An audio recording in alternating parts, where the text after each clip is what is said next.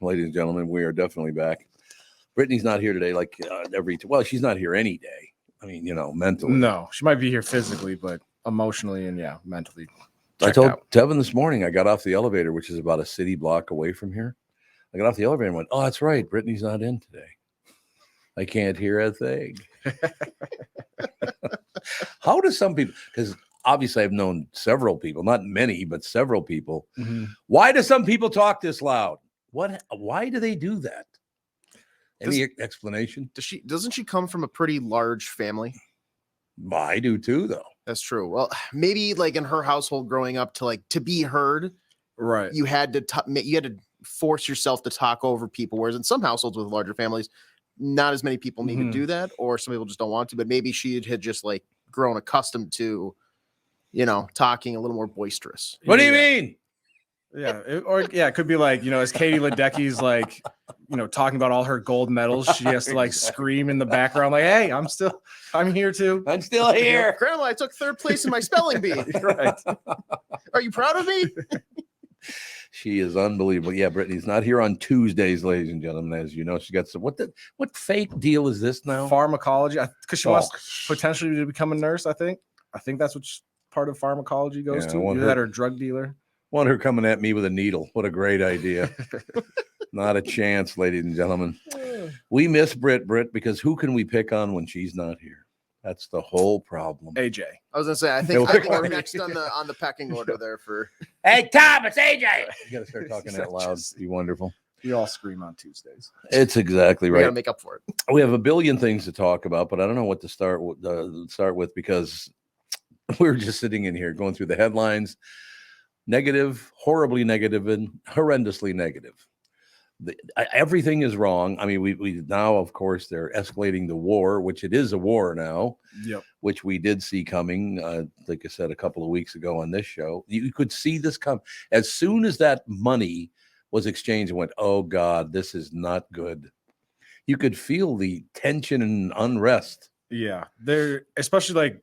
On a much smaller scale, like during the pandemic and like the George Floyd riots and stuff, there was a protest like that kind of kicked everything off. And I remember standing in the crowd, it started to drizzle a little bit and you could feel the energy shift. And I was like, hey man, we got to get out of here. Cause like something's about to go down. Let's go. By the time we got home, it was like police cars on fire and everything. I was like, yeah. So you can definitely tell when energy is going to shift. I'm out here trying to get some fresh air. Now you're pissing all over me, God. Yep. So I'm going to have to start a car on fire. Yeah, pretty much. It all works out in the end. Now, the big problem that Tevin pointed out to me this morning is, ladies and gentlemen, not only do we have this $6 billion that we gave to, I can never remember if it's Iraq or Iran. It's all the same. I said Iran. It is Iran, yeah. Iran. It was given to Iran. Yep. What do you think? $6 billion, because now the Associated Press is denying that we ever gave it to them.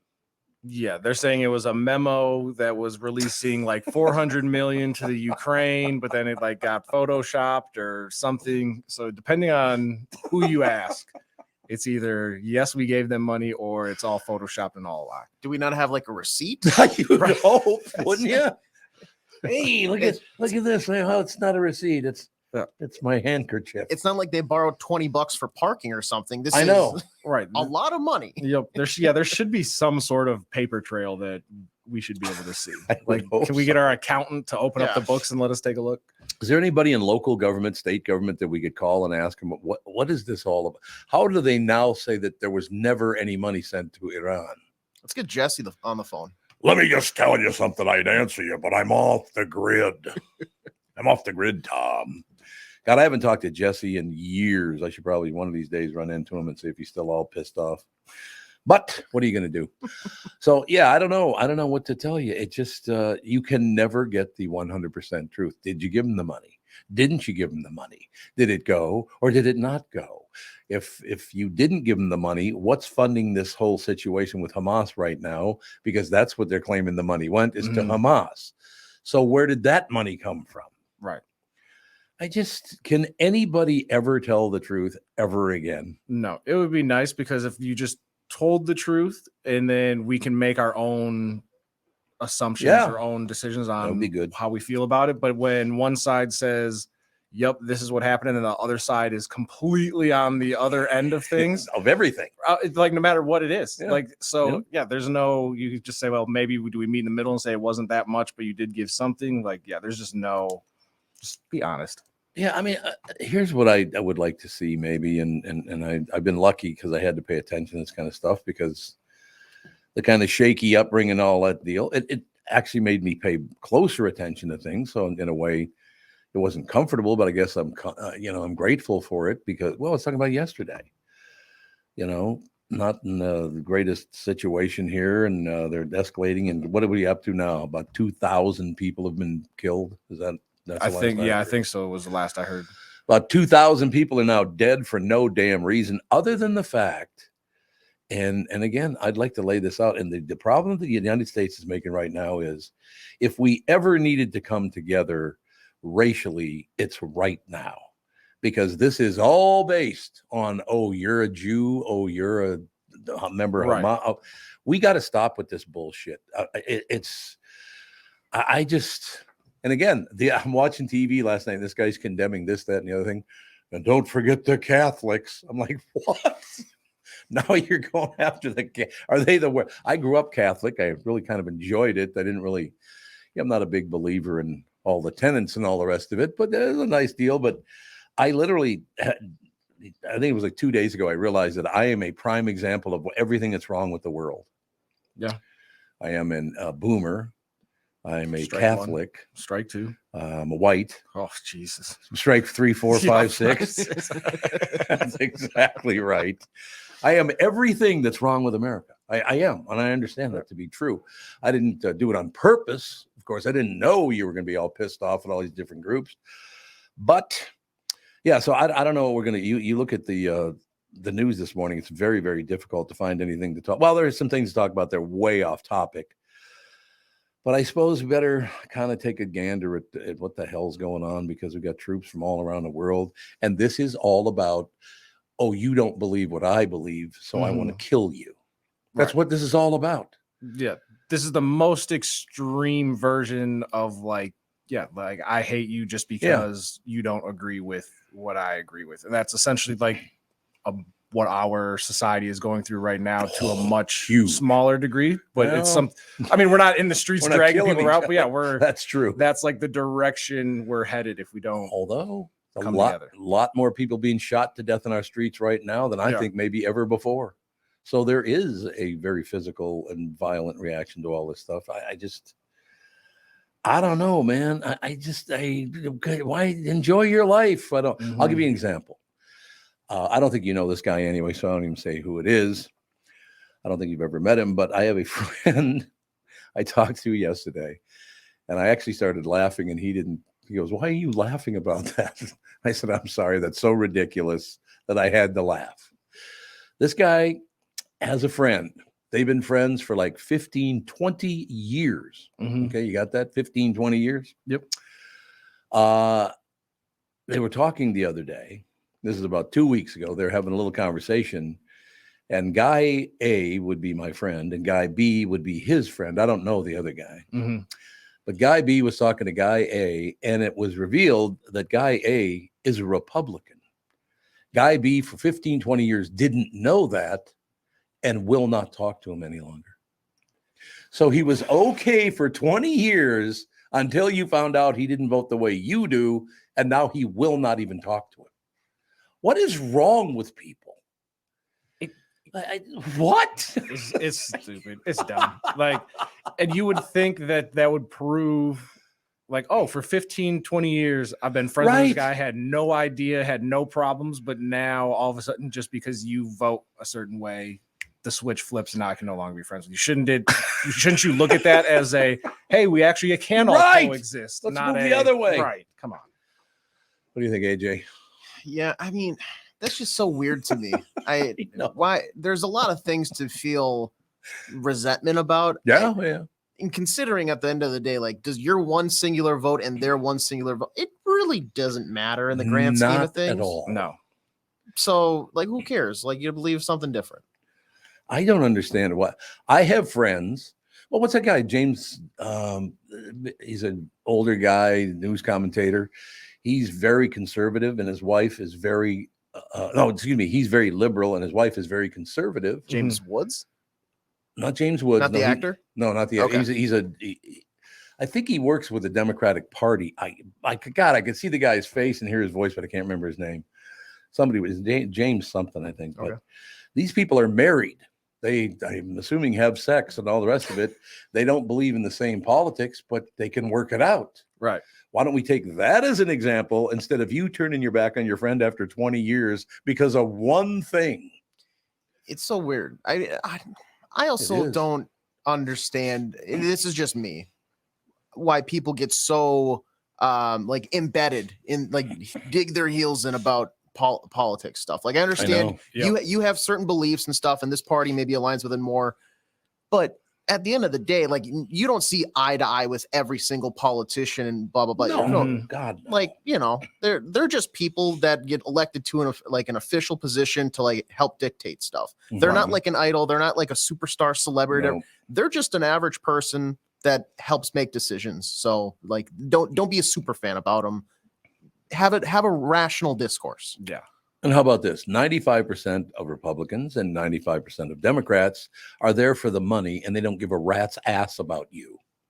Yeah. That's just a fact. That's both parties, and that's about 95% of both parties. It's money, money, money, money. It's all about money. Yeah. So don't throw all your faith behind these pigs. What are you, nuts? Right. And especially because some of them, it's like you're saying, it's money and power. And how can I advance my career? Yep. So you'll see people that go from one side to the other because they see an opening and I can get in here and make a little bit more headway. So if like you're so entrenched on one side or the other when they're flipping sides all the time, like, it makes no sense. Is it James Carville that you're talking about? Yeah, that's exactly who that is. Eric Nelson writing in. He is listening live and said James Carville. So there we go. Eric Nelson, thank you. I've always liked people named Eric Nelson. Yeah, they're some of the best. Look, I mean, I go through periods. Well, as you know, the last 6 years I was at the Q. I hated being there. It was horrendous. But I hope I made it clear yesterday that for 32 years it was a great gift that I was given. Dave Hamilton hired me. It was wonderful. I had a great time. People effed it up at the end. So yes, I can complain about them effing it up at the end, but I am very grateful for the first 31 years, you know? And people don't like that. They just like I hate this part. Well, what about the other part? Right. It's like a relationship. Like, every day isn't going to be sunshine and rainbows. Like, some days you're annoyed with your significant other. You're not going to now go get a divorce because they didn't refill the Brita filter. Like, no, you work through it. I like that take. I've never liked Judd's Golgad. That's the one problem I've had politically.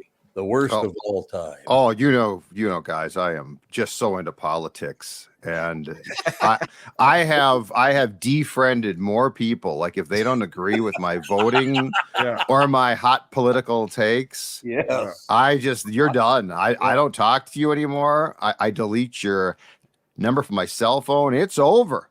Right. I don't blame you, man. You're done. Get away from me. It's over. Hey, how about those Twins? Tonight's the night, baby. Can't spell win or twins without win. Wow. Or win without twins. You can spell win without twins. Yeah. Oh, there's the music. Light, happy music, baby. There it is. Let's get the vibes right before today. I tell you what, Sonny Gray on the mound. I like Sonny Gray on the mound, baby. Pivotal game. It's pivotal. So game one, I wasn't surprised by. Now, it's too bad that they missed opportunities, but I've said going in games 2 and 3, Lopez and Gray. It's absolutely, those are the two key games. No doubt. And that means, of course, if we have to win tonight, because in the 5th game of the series, it would be Lopez again. That would be huge. Sounds like it would be Lopez Verlander. Oh my God. Game 5. How's that for a baseball fan? Oh man, is that great. And that game would be back in Houston? Yeah. Yes. Yep. 2 games here. So they'll play here at 3 something this afternoon, and then it's scheduled for 1 something tomorrow. But if the Baltimore Orioles get swept out by Texas, they're going to move tomorrow to a night game, which might be a little chilly, but you know, I'm not going to complain about playoff baseball. So turn the heaters up, baby. It was a guy last night, by the way, and I never met the man, but he apparently knew who I was, and he came up and he was a little perturbed, not pissed off, but he was a little perturbed because I did not understand how baseball works. You don't. I don't know. No, you've only been watching it since I was 9. Yeah. What's the what example did you get of your lack of baseball knowledge? He said, Tom, you've been around this forever. You should know this. And I don't know why you know this. The team with the best records get to host all the games. I said, what? He said, yeah, all the games are going to be in Houston. There aren't going to be any games here. You say you're going to the game Tuesday night. There's not going to be a game here. It's in Houston. I'm like, okay. Somebody better tell those workers at Target Field to start getting ready for their shift. He literally thought that all the games were at Houston. He must have been thinking of the first round because that's how the 3-game first round works like that. Nothing else works like that. Well, I hope you apologized for your complete lack of knowledge. I did indeed. And then this thing, I apologized. And then defriended him as well. I hope you never talk to him again. If you don't agree with my sports takes, you're also out. See, that's the other thing. No, this was on the street. I don't go on social media. So this was on the street. He walked up to me. Oh, I thought you were like in an event. This was on the street. Oh, yeah. Oh, absolutely. I don't know why it is, but I am being recognized more now than I ever have. And I don't know why, because I was on TV once about a year ago. But I mean, it's great. Thank you very much for coming over and all the rest of it. But I don't. It's YouTube. Yeah, I was going to say we've been uploading all the shows to YouTube. You're right. I forgot. Yeah. You're welcome. Way to go. Yeah, and me and AJ and everybody go check out. Everybody go check out the YouTube streams. They look great. You can see Judd, Krystin, everybody. But somebody commented that they love me and AJ, so that's always nice. Loved you. Yeah, leave a couple nice words in the comments. Superstars. Age has the hair. Tevin has the looks. I show up. Yeah, Judd has the information. Yeah, Judd and I show up. And Tom and I are there. Turn it over. Like you might recognize us now, but exactly. I'm not going to go any further than that. That's exactly right, ladies and gentlemen. Yeah, getting back to the baseball situation here. I am going to the game tonight. I'm very excited about it. Catherine and I are going to head down there together. They said, I did see an announcement this morning on Channel 45, as a matter of fact, that they may have a couple of tickets that they dug up somehow. I don't know. I don't know what you do to try to get those, but apparently there's a handful of tickets left that you can still get, according to the story on Channel 45 this morning. They might be returned from Houston. Sometimes teams return tickets in all sports because there's X amount, and they're usually really good seats allotted for the visiting teams. Right. So my guess is that somebody's wife probably said Minneapolis, October. I'll catch the games on TV. Thank you very much. It's 74 here, so got that kid. I'll just stay home and babysit. You know what's so weird about that? Because they were doing a live report from Target Field this morning, and they were both wearing parkas and stocking caps. And yes. But what, 7-8 hours later, you're going to play a baseball game there? Well, I looked at the temp when I woke up today, and I think I saw 37. Current temp was like 37. So, well, it's popped up to 38 now, Judd. Oh boy, I'm sweating. I got to go turn the heat off. Excuse me. So we're good to go. And it's so funny about that because it sneaks in Minnesota. It sneaks up on you. It's beautiful, beautiful, beautiful, beautiful. Cold. Yeah. It's like, what? What the hell happened? But it's all working out in the end, right? Explain that stretch 2 weeks ago though, where it got hot and humid. That's what I don't need in October-ish. Right. Like, can we just get like a 3-week stretch of 55 to 60?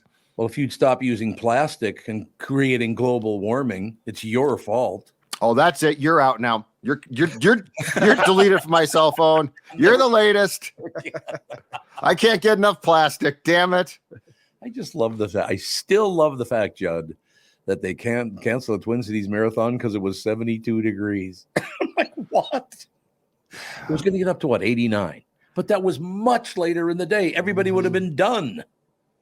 You know, the one thing that I realized from that, and I'm sure it'd be difficult to do, but considering that a marathon has to be outside and is obviously subject to the weather, I realized this. How do you not have a built-in makeup day? I couldn't agree more. Like, these people are all trained up. So if you say, and yeah, they all wouldn't make it back, okay? Right. But like, how do you not have some type of built-in makeup day? It might rain, it might be 90 degrees. I don't know. But, of all the events to be like, okay, that's it. Sorry. See you next year. We should have done. Damn, I wish I would have thought about this earlier. What's that? Hired a young woman to get in a taxi cab and drive over there as they were shutting her down and saying, I'm Rosie Ruiz. What am I supposed to do? Didn't she jump in at like the 25th mile? She got off. Yeah. Didn't she take a subway and a cab or something? Yes, exactly. I remember that, man. I was about 10 and I actually watched. It's when they showed it on tape delay. And at that time I watched part and she won it. I'm like, wow, that's impressive. And here's the best part.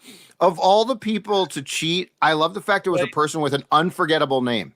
Rosie Ruiz. You can't forget that name. You're right. No, like it was embedded. There's certain names in history that are embedded in your mind, right? Partially because of the name. Yep. Rosie Ruiz is one of the greatest names of all time. She gets out of a taxi cab and starts jogging. Oh, okay. Can you? So I have now as an adult, I have so many questions. Like, can you imagine? Like, could you get away with anything close to that now? I wouldn't think. No. Well, that's the thing when I watch like old TV shows or movies where it's like there's a crime that's happening and this person's like wanted for murder. And it's like, if this was made 30 years later, all this technology just totally faults this. So some of this stuff can only happen in like the 70s or 80s or 90s before there was like cell phones and all the aerial coverage and GPS tracking. None of this could happen today. No, that's very true. Everything is covered today. It's just great though. You're right. Yeah. You're sitting at home. You go, you know what? I'm going to go run the last mile of the marathon. I'm going to hop the 8 to the 12 train. And then I'm going to hail a Manhattan cab or whatever the hell it was, or Boston. I don't even know. Boston. But that's my, it's, and again, I just love the fact that somebody, and for all I know, it's made up, but it's one of the great names of all time. Of all time. No question. Another name I have to mention, not good news for a horrible football team. They have lost their best player for at least a month. Season's over, correct, Judd? Well, yeah, but here's the thing. I'm not upset about this. One, it's a hamstring, so keep him out. Like, there's no reason. Yeah. There's nothing. There's nothing good that can come from rushing a football player back, especially one that has to run. And like, you can't, unlike with the Twins, Royce Lewis can probably watch how fast he goes or doesn't go. So there's a better chance that his hamstring does not pop. A wide receiver has no chance. Like, you have to run. And, this presents an opportunity that's very intriguing because this now takes you, there are 3 games left until the trade deadline. And if you're going to move anybody, there's a fighting chance now. You're 1-7 or you have 2 wins. Yeah, I would say there's almost this to me creates clarity. It's sports clarity here. It's over. Yeah, team's horrible. A team is as bad as I've ever seen it be. How do you not hang on the football, Tom Barnard? I know. First play of the game, we fumble yet again. What is that? 8th turnover in the first quarter? Wasn't that what it was? It's ridiculous. I don't know. I don't know what the hell it is about those Minnesota Vikings. They just can never seem to get it together. I don't know why not. Ever. This is just here's the thing with this team, though. There are a few Vikings teams I feel like some have fallen apart. Some have just been bad. But this is one of the teams where it feels like they just shoot themselves in the foot every single time they have an opportunity to. They do. You're absolutely right. I got to take a break. You can be with us for another 5. What time do you have to go 30. So whatever works. Oh, you know what? For you guys. One more minute, and then I'll go to the break. And okay. Because we come back, it might make you too late, and I don't want to do that. So if you got one more minute, we'll do it right now, if that's okay with you. Absolutely. Okay. What do you want to talk about? Well, I want to know how confident you are about today's Twins game. Like, are you feeling confidence at all? I am indeed, because that's going to be and I'm going to be there. It's going to be one of the loudest days of my life. I can promise you that. Peace people are going to be screaming at the top of their lungs, man. And if you can't hear the signals and you can't hear this or you're distracted, I think the Twins win. Not maybe big, but they're going to win today, I think. And I think if they win today, they win the series. I agree. Because they'll have 2 bites at the apple.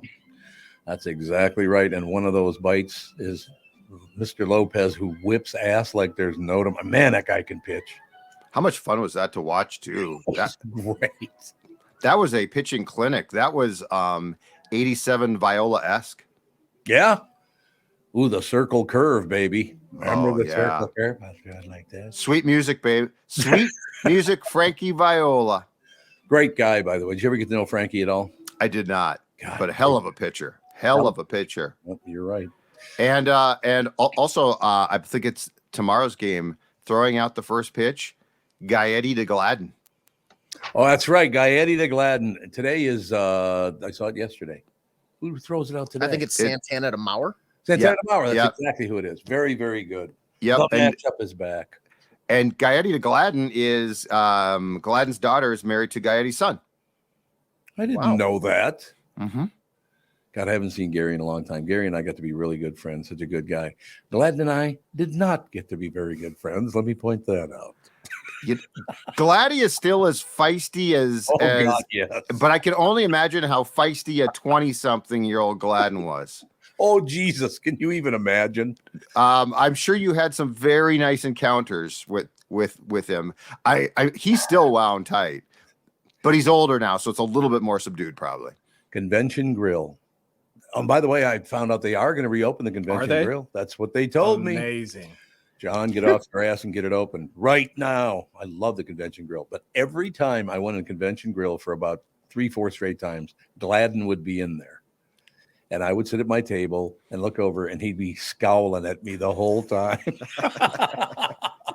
like, Dan, why don't you calm down? I'm guessing that's changed. Yeah, I think as a player, Gladdy didn't have any time for anybody who worked in the business. By the way, ironically, he's now in. I know. Isn't that amazing? Now he's doing it, and he hated it. Yeah. Oh, God, he thought, yes, he did. He hated the media.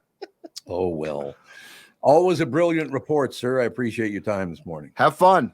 Have fun today. It's going to be. Oh, you're going to be there. I'm going to be in the press box, but you are right. It should be rocking. Oh, I had to pay for my ticket, so Judd gets to be in the press. I got to be in the press box. I'll be in the press box. Wine, cheese, and caviar, Tom. If you want to join us, some bubbly. Do you get a +1 for this press box? Yeah, exactly. No, I don't. That's not even how it is. I feel like because I got called in for an emergency thing for ESPN Radio last week for on Wednesday, and I get in there. I'm like, hey, where can I go get a bottle of water? I go in there. $2 for a bottle of water in the press box. Oh yeah, they charge you. What? I was shocked. Yeah. I was kidding about the wine, cheese, and caviar. By the way, if that should be cleared up, AJ. Yes, that was just so shocking to me because like when I was doing stuff for St. Cloud State and you go to the XL Energy Center, they at least provided some sort of amenity there. But I was just shocked. $2. I was like, well, hold on a second. The water, if you get a glass at the pop machine, Age, there is a water button in which you can get free water with ice. Some of us aren't seasoned veterans of that facility, so no, you're just a guy that needs bottled water. Yeah, he's bougie. He needs that Fiji water. Yeah, sparkling or nothing. He's bougie. I would call Carl Polad, get some water down here. It's going to be unbelievable. What do you do, sir? What do you do for a living? That was my favorite set. What do you do? Hey, Tom Kelly, what were you doing last night? What do you do? I love Sydney. I miss him. Sydney. I do too. I miss the column so much now. There's no question. It's terribly tough for me because my brother died, and 3 days later, Sid died. It's like, oh my God. October 15th and I believe 18th. Yeah, 2020. Yeah. Oh my God. Yeah, that's awful. Sydney, we miss you, especially when you bitched at me at Murray's for sitting in your booth. I really love that. All you geniuses. All you geniuses over there. All you geniuses. Unbelievable. Let me tell you something. Today, and today's sports hero. Could you find there's a Martina Navratilova interview with Sid? Do you have like 10 more seconds? If you can Yes. find it. If you can He find is trying to introduce Martina Navratilova, and it is one of the most brilliant pieces of recording Yes. I've ever heard. it's God damn it. it's up there. It's up there. It's in my top 5 with, and I think you played this on the queue as well with the Casey Kasem Oh, yes. long distance dedication. I'm not going to read this. Talk about a goddamn dog dying. We had some great audio. Oh, man. Trevin, you had to be there, man. You had to be there in the 70s to know these guys that sold the, Casey. Long distance dedication. Long distance. Any luck at all? Oh, we can't hear it. Nope. Sorry, I think I got it here. Oh, God. This is a way to Good go work. out, Judd. Great way to Yes. go All out. right, here we go. Here's today's sports hero, Martina Navratilova. Here's today's sports hero, Martina Navratilova. She won the slim. Oh, crap. Once more time. Here's today's sports hero, Martina Navratilova. Here's today's sports hero, Martina Navratilova. I know how to pronounce it, and I'm screwing it up. Go all the way back there, lady. Don't be saving that crap. Tom will get a hold of it. Here's today's sports hero, Martina Navratilova. Damn it. Here's today's sports hero, Martina Navratilova, winner of the Slim. What?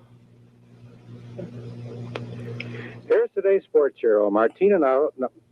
Damn, I know how to say it, and I keep on. Here's today's sports hero, Martina Navratilova. Here's today's sports hero, Martina Navratilova. Here's today's sports hero. That's amazing. God damn it. He walks away from the mic. Oh, It'd be what, 15 times he mispronounced her name. well, 15 times. I love how he knows in typical Sid fashion, go back and erase that. I don't want you keeping it. Of course, the guy's like, oh, yeah, Sid, it's all erased. Yeah, Bernard will get a hold of it. Erase that. Oh, oh, God, that's one of, oh, I love that Greatest one. of all time. The greatest of all time. Oh, yeah. All right, God damn it, Judd. You got to go. Gosh. Genius. The genius, Judd. We'll have you back tomorrow. Oh, I'll talk to you guys. Bye. We'll take a break. Be right back. Christ Egert. Wait, erase that stuff. Krystin Turgott. What's his name? God damn it. I'm so happy to welcome back our longtime friend, Sabre Plumbing, Heating, and Air Conditioning to the show. I've known Steve, the owner, for many years. We're very good friends. I completely trust Sabre to keep my house comfortable. Why? Sabre does everything the right way, and they always put the customer first. I love the team at Sabre because their service experts are experienced NATE certified technicians. They're not salespeople. Their pricing is completely upfront, and they fix only what needs to be fixed and nothing more. Sabre is dedicated to giving customers what they need when they need it at the fair price, keeping your family safe and comfortable without breaking the bank. Give Sabre Heating and Air Conditioning a try. I know they'll take care of you just like they've taken care of me and my family. Whether you need a new Bryant furnace or air conditioner replaced or just simply need a service call to get you going again, go to saberheating.com. That is SABRE heating.com. Sabre and Bryant, whatever it takes. This is the Tom Barnard Morning Show.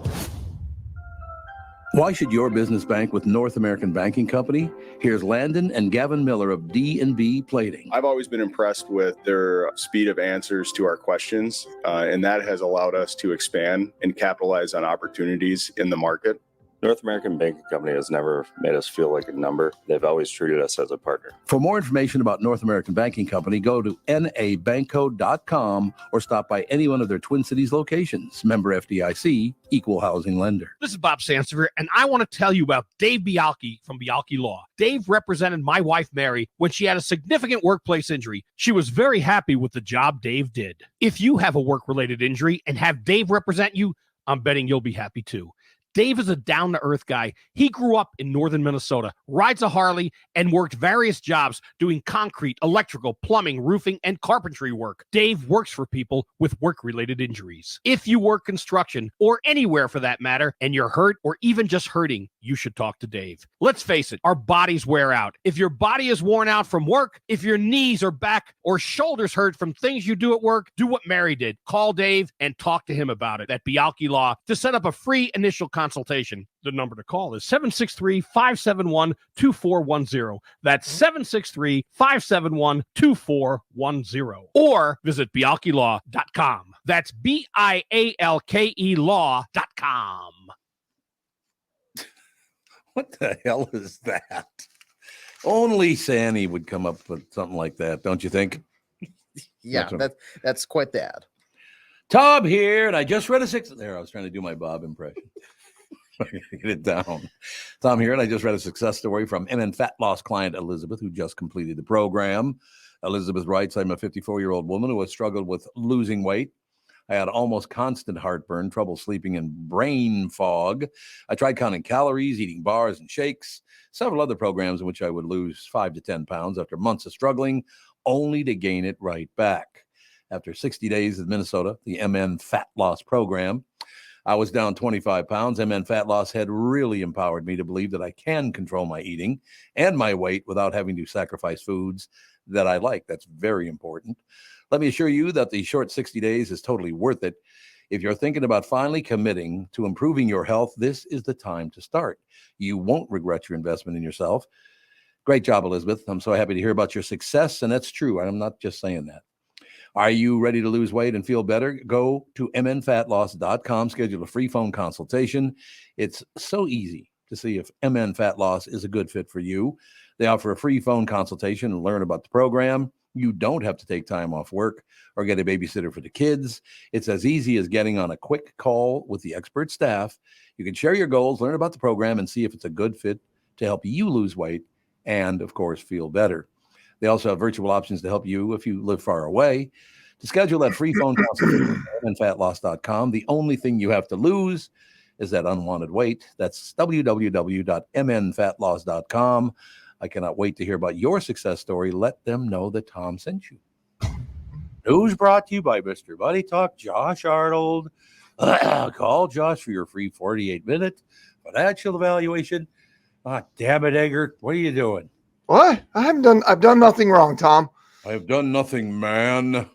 What's happening, Pally? I'm trying to remember that last part of the song that you guys just cut off when you came back.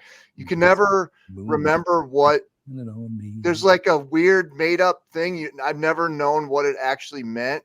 I mean, by the hand, take me by the hand, pretty mama. Yeah, but whatever is said there's some like weird thing that, you know what I mean? It's one of those like, you can figure it out. In your head, you think it's one thing and then it's not. You mean like talking to my wife? Isn't that how it goes, honey? No, not at all. Yes, dear. That's funny. That happens in my house too. Like, does it really? Are we just having the same conversation? Because that's not at all what I was saying. Don't you love him for that? It's yes. Magnificent. Yes. What's happening to your wife? You know, Chris, it's got to be really, really difficult to be a TV news anchor at this point because the slaughter going on in the world, nobody can get along. Everybody hates everybody else. And my God, our leadership on this planet is horrendous. Yeah, obviously the situation in Israel is big news again today. Day 4, I think, and like a bunch of other countries now are trying to figure out if they've got people in there and if they've got hostages in there, and you know you're already seeing the same old lines drawn in the sand, and nothing good about that situation. Is it all territorial? Is it, once again, is it all about money? There's somehow they need to grab it back so they can make more money from it or something? Well, the attack itself seems like it was pretty much not on the radar at all. Right. There's questions about Israel and Saudi Arabia were talking or coming close to some kind of an arrangement. And there's speculation that that's why Hamas attacked right now, because they didn't like that. And then you got was Iran involved or where they weren't. And, you know, I think you're going to have a hard time not saying that Iran wasn't involved in some way, shape, or form, but I don't know. I would have to tell you. Yeah. Now, Tevin was telling me this morning that they're saying that $6 billion we gave to Iran was not involved in this at all, and it actually never happened. We never actually gave them any money. So why are they lying about that now? Well, what's the old saying? CYA. Yeah, Right. well, Right. got a little cover. I said, do you have any insight? Because one side is saying we gave, $6 billion unfroze like assets to give to Iran. Another side is saying, oh no, that memo was photoshopped. It was really 400 million for the Ukraine. Do you have any insight on what is true and what is not? No, I don't. It seems like it's kind of right down the middle on where you're hearing that, and depending on whether you got an R or a D behind your name. Yeah. So, But I have a question for you. Yeah. Very question. There's this dopey ass morning show. I think it's in the Twin Cities. I'm not sure. Mm-hmm. When it was released that $6 billion was given to Iran, that morning show talked about how dangerous that was to do that and what a mistake that was. And this is getting the hate. Well, it came up because they were, talking about how racist America is. And of course, America, I'm not saying it's perfect. There's a lot of bad things going on, but it's probably the least racist place on earth. And people argued with me about that stuff, but I can't. Can you think of another place that is better than the United States? And again, it's not perfect. People get treated like dirt all the time. Yeah, I mean, I don't. There's not an answer to that, but it's I know the American experience is not the same for everybody, but if you have to look at our country collectively, like there's got to be a reason we're the world police, right? Like, absolutely. Something about our country and how it was put together, and something had to have been right somewhere along, or we wouldn't be the ones who are bailing out everybody or asked to be the world police or whatever. But yeah, I don't know. And then you're like, all this is going on. So God knows what's happening in Ukraine. Oh God. Which is a mess. And yeah, I don't know. Well, you got China, you got Russia, you got the Ukraine, you have all of Africa, you got that little land bridge that crosses over there to Israel, and then you got the Middle East, and it's just, Jesus, what a mess. I'll tell you one thing, though. We do have a new development in one of the Twin Cities' most well-known eyesores. Really? Yeah, the Kmart, the old Kmart property on Lake Street. That place is a train wreck. Nicollet, I love that place. They blocked traffic for like 30 years. Apparently there's a meeting tonight and they're narrowing in on some. I don't buy it because they've been saying that for like the last 10 years. I know for sure. Yeah. So I'm excited to see what comes out of that. It's and then there's also somebody bought the old Sears building, which has been sitting vacant over by the Capitol in St. Paul. Isn't it weird that like those two defunct chains and those buildings sitting empty are like so visible and like so many people interested in what's going to happen there? I don't know. It's kind of funny to me. Is Kmart not doing well anywhere in America anymore? I don't know that they're any even open. Oh, they're just gone now? I'm pretty sure they're all. Are they really? I think so. That place was huge. What happened? I used to love to get me a little snack there at the Kmart cafeteria. That was a solid snack. Yeah, I knew that they had been, hitting the wall a little bit, but I didn't know they went completely under. I think they're under. It looks like I guess this was as of 2022. There were only three left. And how many were there at the beginning? About 600? Oh yeah. I mean, it was up there with like the likes of Walmart and stuff like that. Everywhere. They were everywhere. Yeah. It looks like there was only 3 left. So I don't know if they're still open, but there was a place, it was called Atlantic City or something. It was right on West Broadway, and I can't remember the cross street. It's just as you get into Robbinsdale. Mm-hmm. If you're going, you go Highway 100, you get off and go north about 2-3 blocks. There was a store over to the left, and it was called Zare Shopper City, and it was called all these different names. I remember under one name, and I can't remember which one it was, under which name. They took it over. And then when you walked in the store and bought something, let's say you bought 5 things, you brought them home and took them out of the bag. All 5 things smelled exactly the same. I'm like, what is that? Gross. You know what I mean? It's like, why do these all smell exactly the same? It's a little odd, don't you think? That's funny because I'm a big thrift store guy and I love going to like Goodwill and just looking for stuff, random stuff. Everything you get out of the thrift store has a certain scent. It's true. Like it always does, no matter what. It's like grandma's house. Yeah. I wonder if it's like mothballs or something. I don't know. That's terrible. I know. But that just popped in my head. Let's go to Zara Shopper City, bring stuff home, and it'll all smell exactly the same. What? Oh, my pants and your book smell exactly the same. Like, what? Gross. Okay. What? So is that like a cleaning? Do they spray stuff on it? Yeah, I don't know. That I have no idea. Or if there's some universal thing they use to deodorize all the. I have no idea. It's just weird. My mother claims when I was a little boy and went in there for the first time with her that I said, "Are we poor?" Because you look around, it's like, really? Look at this shithole. What are we doing in here? That's the thing, though. You go in there and you don't know, man. You walk in and you might like stumble on a gem of a deal, and then you're walking out of there looking like a genius, right? That's very true. Absolutely. I used to love going out there. It was totally different. I will tell you that. And is it true that the first Target store was right down the block in Crystal, right? Wasn't that the very first Target store, I think, in Crystal? I thought it was over there somewhere. I don't know that for sure. I'm pretty sure. Is it Crystal? I believe so. And of course, all the high-tone folks refer to it as Target. Oh, is it? Yeah. Is it Target? Settle down. Looks like, the first Target store was at 1515 West County Road B in Roseville. Oh, it's in Roseville. Roseville. That makes sense. Opened in 1962. That one's still there, I think, isn't it? I believe it is anyway. Where is that in relation to the Harmar Mall?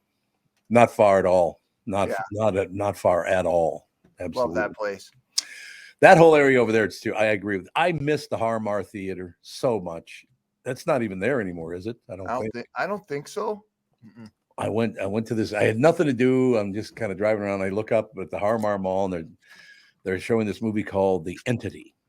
Okay, so I'll go see The Entity. So I'm standing in line. As we're in line, this guy wearing robes and had a full beard and long hair came around and gave us a card of prayer, and he said that he was Jesus.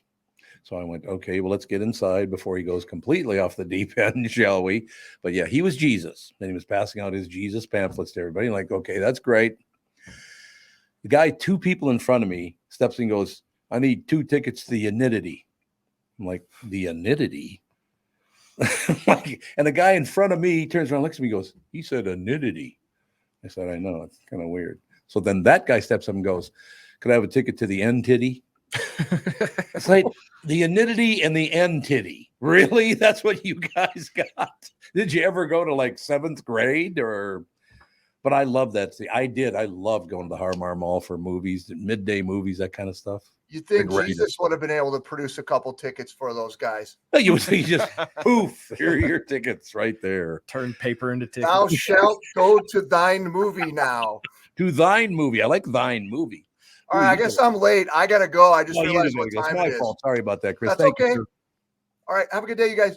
You too. Chris Eggert, ladies and gentlemen. News brought to you by Mr. Money Talk, Josh Arnold. Call Josh for your free 48-minute financial evaluation. Like I said before, I've said it many, many times before, but I'll say it again. I love the people we have on this show. You have Judd on, you got Chris on. How could you do any better? Right. Great contributors. Yeah. And they also don't just specialize in one thing. Like they're able to sway back and forth. So very true. We got to take a break here. Be right back. I've got to catch up with the rest of the world, apparently. But I think we went a little long with that first one, but I was all excited. It's good conversation. Exactly. You all have helped support MyPillow and their employees in these tough economic times. Mike Lindell knows this and continues to give back to listeners with deals on his most popular products. You've heard me recently speak about the My Slippers, the Giza Sheets, MyPillow 2.0, and more. Great news, the MyPillow 6-pack bath towel sets are back in stock. The proprietary technology makes them extremely absorbent, yet still provides that soft feel you look for in a towel. The set comes with 2 bath towels, 2 hand towels, and 2 washcloths. Regular price is $79.98, and for a limited time, you can get the 6-pack towel set for only $39.99 with promo code TOM. That's a 50% savings. So go to mypillow.com, use promo code Tom to save 50% on the MyPillow 6-pack towel sets. That is just $39.99 for a set. This deal will not last long. Enter promo code Tom for this special and many more. This is the Tom Barnard Morning Show. You need to know a guy for your auto repairs, legal issues, banking, and more. The same goes for investment advice. You need a guy to help you be successful, someone you can trust, who gets results. Well, I got a guy for you, Josh Arnold. Josh gives you straight talk, not sugar-coated advice about your financial situation. Josh has seen it all when it comes to economic and market conditions, and Josh can make sure that your retirement objectives match your investments. Do yourself a favor and call Josh now for a no-obligation 48-minute evaluation. You've got nothing to lose, and you'll get a different point of view for your investments. Call Josh at 952-925-5608. That is 952-925-5608. You'll be glad that you did. And tell him his guy, Tom, sent you. Investment services offered by Josh Arnold Investment Consultant, LLC, a security investment advisor. Past performance is no guarantee of future results. All investments involve risk. All comments and opinions are Josh Arnold's and do not constitute investment advice. Tom Barnard is a paid endorser. In a world that's racing a mile a minute, a split-second distraction can change everything. I'm Mike Bryant from Bradshaw & Bryant. Every day we see too many people, heads buried in their phones, unaware of the dangers they're in. Texting and driving isn't just reckless, it's playing Russian roulette with your life and the lives of others. In just 4 seconds of distraction, you've driven the length of a football field. Is there any text message that's worth your life, that's worth the lives of others? I've been fighting for the rights of the injured for over 30 years, but I'd rather you never meet me in a courtroom. So hear me now, stop texting and driving. Pay attention. Value your lives and the lives around you. And if you won't, know this, at Bradshaw & Bryant, we're relentless. We won't back down. We bring justice to those that need it. Find Bradshaw & Bryant, personal injury attorneys at minnesotapersonalinjury.com. With Mike Bryant on your side, seeking justice for the injured. Bradshaw & Bryant. The new Tom Barnard Morning Show is proud to have partners like Bradshaw & Bryant, MyPillow, and North American Banking Company founder, chairman, and president, Mike Bilski. I've advertised on Tom's show for years, and the reason is simple. My business is recognized because of the ads, and that recognition has created growth. What business doesn't want to grow?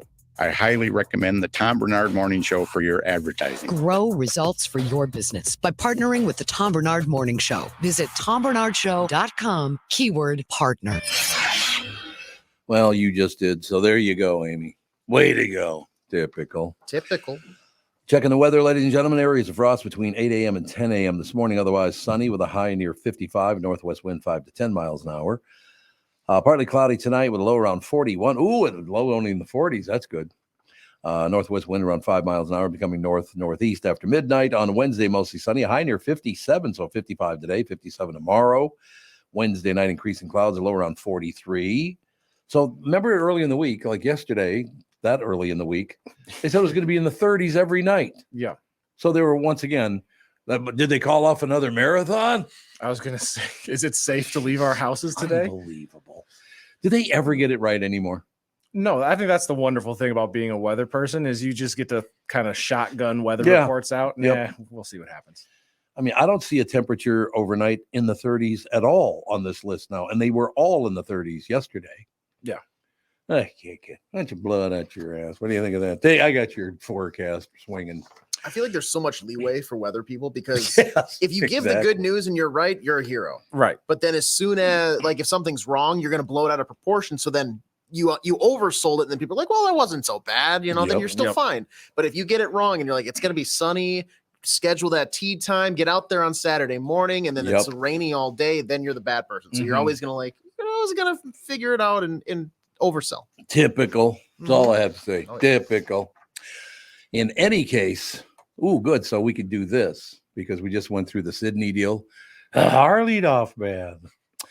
What's a common word that you cannot pronounce? Like Navarro-Lover. Navarro-Rover. God damn it. You know, we originally ran on the queue. We didn't bleep out the God part. So he would go, Martina Navarro. God damn it. It was phenomenal. It was just great. Sydney, we miss you. We love you, Sid. And your son is doing a fine job. Let me put it that way. He's a good kid, Sydney. He's a good kid. What's a common word that you cannot pronounce? Is there any word you can pronounce all words? Can you not? There's a couple that I feel like in regular like conversation, if I'm just like breezing past it, I might like mistake it or something like that. Sure, but sure. there's nothing that if I put my mind to it, I can't say. Yeah. And ultimately. Yeah, I don't know that there's any word that, I mean, there are words that I definitely will stumble over, but I couldn't tell you what those are off the top of my head. These are the easiest words on earth to pronounce. There's not a lot of bright people. There's more like, I think people will be surprised. Like there are a small population of the world that like not the brightest and struggle with some things. Here's a list of common words that people say they have trouble pronouncing. It seems like everyone has at least one common word that they try to avoid because they have trouble pronouncing it. I've looked at the first five. I haven't looked at all of them yet, but how you can't pronounce these words, I don't really understand. I should just mispronounce them all. It's going, how do you mispronounce? And then I'll just right. go, I'll say, see, now you do this, slur your way through. Oh, no, see, this is one I do understand because I've heard this before. Someone said, for some reason, I really have to focus when I say rear wheel drive. Because a lot of people, wheel rear is what they always say. Yeah, so phrases, that's more of like a tongue twister type of thing. Yeah, rear wheel drive. Yeah, rear wheel drive. Yep. Amortization. How is that hard to pronounce? Amortization. That's odd. One thing I will say, who the luckiest sumbitch on earth is today? Who's that? Brittany. She mispronounces everything. Oh, this would be a slaughter fest. This would be a slaughter fest. Brittany, read these words and then just 15 minutes of damn it. Oh, yeah, here's February because everybody says February. They leave the R out. Yeah. February. Phenomenon. Well, these are the easiest. How do you not pronounce these words properly? Yeah, I mean, phenomenon. And I guess there are words that you just pronounce wrong that you don't necessarily know that you pronounce wrong. Like when Brittany destroyed my life for saying Nickelodeon instead of like Nickelodeon. So I guess there is. I'm not perfect. I'm one of the idiots around in the small population. Go and I were watching Nickelodeon. It's like, what? Okay. Yeah, here's one. There's actually a video of a woman who's given this word on a printed piece of paper, and she cannot pronounce. She tries, and this woman's like a doctor, so he's not a moron. She's not a moron at all. Metastasized. She could not say the word metastasized. She just metasasa, mestista. No, it's none of those. And in those situations too, like once you realize, like, I know I pronounced that wrong, let me go back and retry. Then now your brain is like scrambling to like say it right, and you just keep mispronouncing it. And then you end up like Sid with a highlight reel. Damn it. Yeah. Well, yeah, I think one of the things I should say, and I should ask you guys the same thing. The reason I do know how to pronounce all these words is I literally said to myself when I was a little boy, like 7 years old, I am not going to walk around sounding like a moron. It ain't going to happen. Right. Not going to. Well, I do anyway now, but it's not from mispronouncing words, just being a pain in the ass. Yeah. Oh, you have to agree that I'm a pain in the ass. I see. It's more fun on the show when there's a little pushback and give and take. Yes, there you go. It's all the pushback. Abominable. The abominable snowman. What's wrong with that? Proselytize. I know a lot of people can't say proselytize. I feel like a lot of these words are not used in everyday. No, they're not. That's true. There aren't any words on here that are all that tough. Negligible. Realtor. Oh, realtor. People say realtor, don't they? Oh, yeah. Yeah. Instead of realtor, they say realtor. Oh, yeah. Acai. Yeah. People say acai or something. Oh, yeah. The acai berry. Well, that's one of those ones where I learned it by reading it. So I thought it was acai. Acai, yeah. But then as soon as somebody pronounced it, I was like, okay, so that's how you say it. That's fine. Acai, but yeah. Or it's like fogo de chao, but it's technically fogo de chon. Oh, is that? Yeah. Oh, see, I didn't know believe that. so. Like that's how I did not know that. Yeah, Is it people really? say fogo de chao, but if you hear a commercial, they'll say fogo de chon. You got espresso. It's not espresso. I've heard people say espresso. Absolutely. Hamster. It's not hamster. True. Yep. Anemone. People cannot say the word like anemone. A sea anemone. Well, we just talked Exhibit A. There we go. Like I said, There's guys, Exhibit I'm A. one of the population that's not that bright. This is weird. Sixth? Who the hell can't say sixth? Maybe they say like sixth. Like, Sixth. Sixth. Sixth? Sixth. I don't know how the hell you'd mispronounce it. Now, here's one that I love because you hear people say, instead of Worcestershire sauce, they say Worcestershire sauce. Like, no, it's Worcestershire. It's not Worcestershire. Worcestershire. That's good. Posthumously, because people say posthumously. That's not really, it's just a mispronunciation. It's, I don't know. Marlboro. Like the cigarettes, Marlboro? Yeah, Marlboro. How would you pronounce that? I thought it was Marlboro. It's Marlboro. Is it Marlboro? Marlboro? I thought it was like Marlboro. I thought Marlboro. Isn't it Malbror? Marl. Oh, RL. Okay. All right. Marlboro. See, I never even smoked the damn things. How do I know? Brewery. How would people say brewery? Oh, say brewery instead of brewery.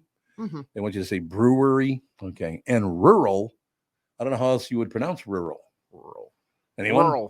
Rural. Just rural. They just do R. No, there's no U. It's just RRAL. Rural. Rural. Yeah. Yeah. Well, see, those aren't really mispronunciations. That's just how you learn to say it. Yeah. It's not that big a deal, actually. Now, these words were not very difficult. I thought they'd be a lot harder than they are, but again, I promised myself that I would learn how to say every damn word possible. I suppose there's things I have no idea what the hell I'm talking about, but that was very important to me to not mispronounce words. Yeah, no, it's I'm not gonna say it's frustrating for me when I hear that, but I like proper dictation to me is big, if that makes sense. Yeah, no, I agree. You know, so I agree with you on that one. No question about that. I don't know what this means, but I want to click on it just to find out what it means. Okay. What's the last thing you think about before you go to sleep? If your answer is whatever I'm looking at on my phone, here's a much better option. I don't ever look at my phone before I go to bed. No way. I look at it like maybe an hour before, but not when I go to bed. Forget it. Leave me alone. According to Reid Hoffman, who's the founder of LinkedIn, you should give your brain an overnight job. Basically, right before you go to bed, think of a problem you want to solve creatively. It could be anything from, how to land your dream job to how you could organize your closet. Then go to sleep and let your subconscious mind think about the problem and work through some solutions. Hoffman says when he wakes up, one of the first things he does is think about the problem again to see what new ideas his brain came up with overnight. Do you think this is true? Do you think this would work? I don't think so. Like I'm skeptical of anything that claims to be overnight. Yeah, well, there you go. Yeah, like you'll hear like miracle weight loss and things like that. It's like one day you can. Everybody lose 80 wants pounds. that overnight. No, it's going to take some time. But I mean, I don't know. I'm sure they've got their science and stuff behind it. Do you guys have specific dreams, or do you just dream all over the place? I have there's some when I get a good night's sleep, I have some that are a little more vivid than others that I can remember, but I don't. It's not like an every night thing. I feel like more often than not, I shut my eyes and then I just 5 minutes later I wake up and boom, it's 8 hours later or whatever. Right. But the deep REM sleep, there's some more vivid dreams that I have for sure. Yeah, you too. Yeah, I mean it's kind of the same. I don't have any reoccurring dreams. Every once in a while, I'll have a dream that's a flashback to some hellacious football practice where I'm traumatized from. You're still traumatized after all these years. Yeah, no, there's no I would say nothing too out of the ordinary. Well, that'll happen. For some reason, I don't know why this is, but about one night a week, I dream in numbers. Why? What do you mean dream in numbers? I literally, everything comes through my brain as an equation. Why? Interesting. But I have no idea why I do that. And it's once a week I do that. Yeah, I don't. Does that make any sense to you? I'll run this by. I think he's getting our guest on. Okay, we'll get on. Very quickly, before we go to the guest, I was just telling Tevin that I once a week dream in numbers, and I don't know why I do that. I have no idea. That's interesting. Nothing triggers it. It's not the same night, but one day a week I dream, and it's only in numbers. That would be. I can ask Ian. Ian, does that mean I'm mentally ill? What do you think? No, it means that your brain is really becoming pragmatic and you're dreaming in numbers. And I'm going to give you some numbers right now that are going to blow your mind and make you really excited about the future. I'm glad to hear that. Ian Somerhalder, the documentary called Common Ground, which is rolling out in theaters across America. Ian, I want to shut up and hear the good news. That's what I want to do. Oh, man, no, you chime in whenever you want. Listen, those numbers you've been dreaming about are pretty special. So I don't know if any of you had a chance to see our first film, Kiss the Ground. If you haven't, check it out. That's available on Netflix. That's super easy. Official, and that's by the powerhouse director, producer, couple, Josh and Rebecca Tickell. Common Ground, this is our official follow-up. This is a continuum of this. And what this does is, this points out how the country is stuck on a drip of the agrochemical business, right? The agrochemical companies have kept the laws in Congress and kept this out of the Farm Bill for so many years, basically keeping farmers on this drip of chemicals where they have to pay all these inputs every year. So what Common Ground is details, listen, we are so divided in this country. We should, our soil is our only common ground, which is amazing. And what the film details is that, first of all, people say, well, what the heck is regenerative agriculture? Why should I care? Super simple. Regenerative ag is just the use of planned grazing methods and using living, growing plants, you know what I mean, at scale, though, to sequester enormous amounts of carbon dioxide and store it safely, naturally back in the ground where it belongs. Now, when you do that, you feed all those vital microorganisms in the soil. So healthier soil, healthier plant, healthier planet, higher yields per acre, building farmer prosperity, pulling farmers off of government subsidies. The more money they make, higher tax bases, better schools, better water systems, better, you know what I mean? There's this like super positive cascade that happens as a result of that. Now, the film is a love letter to our children, and the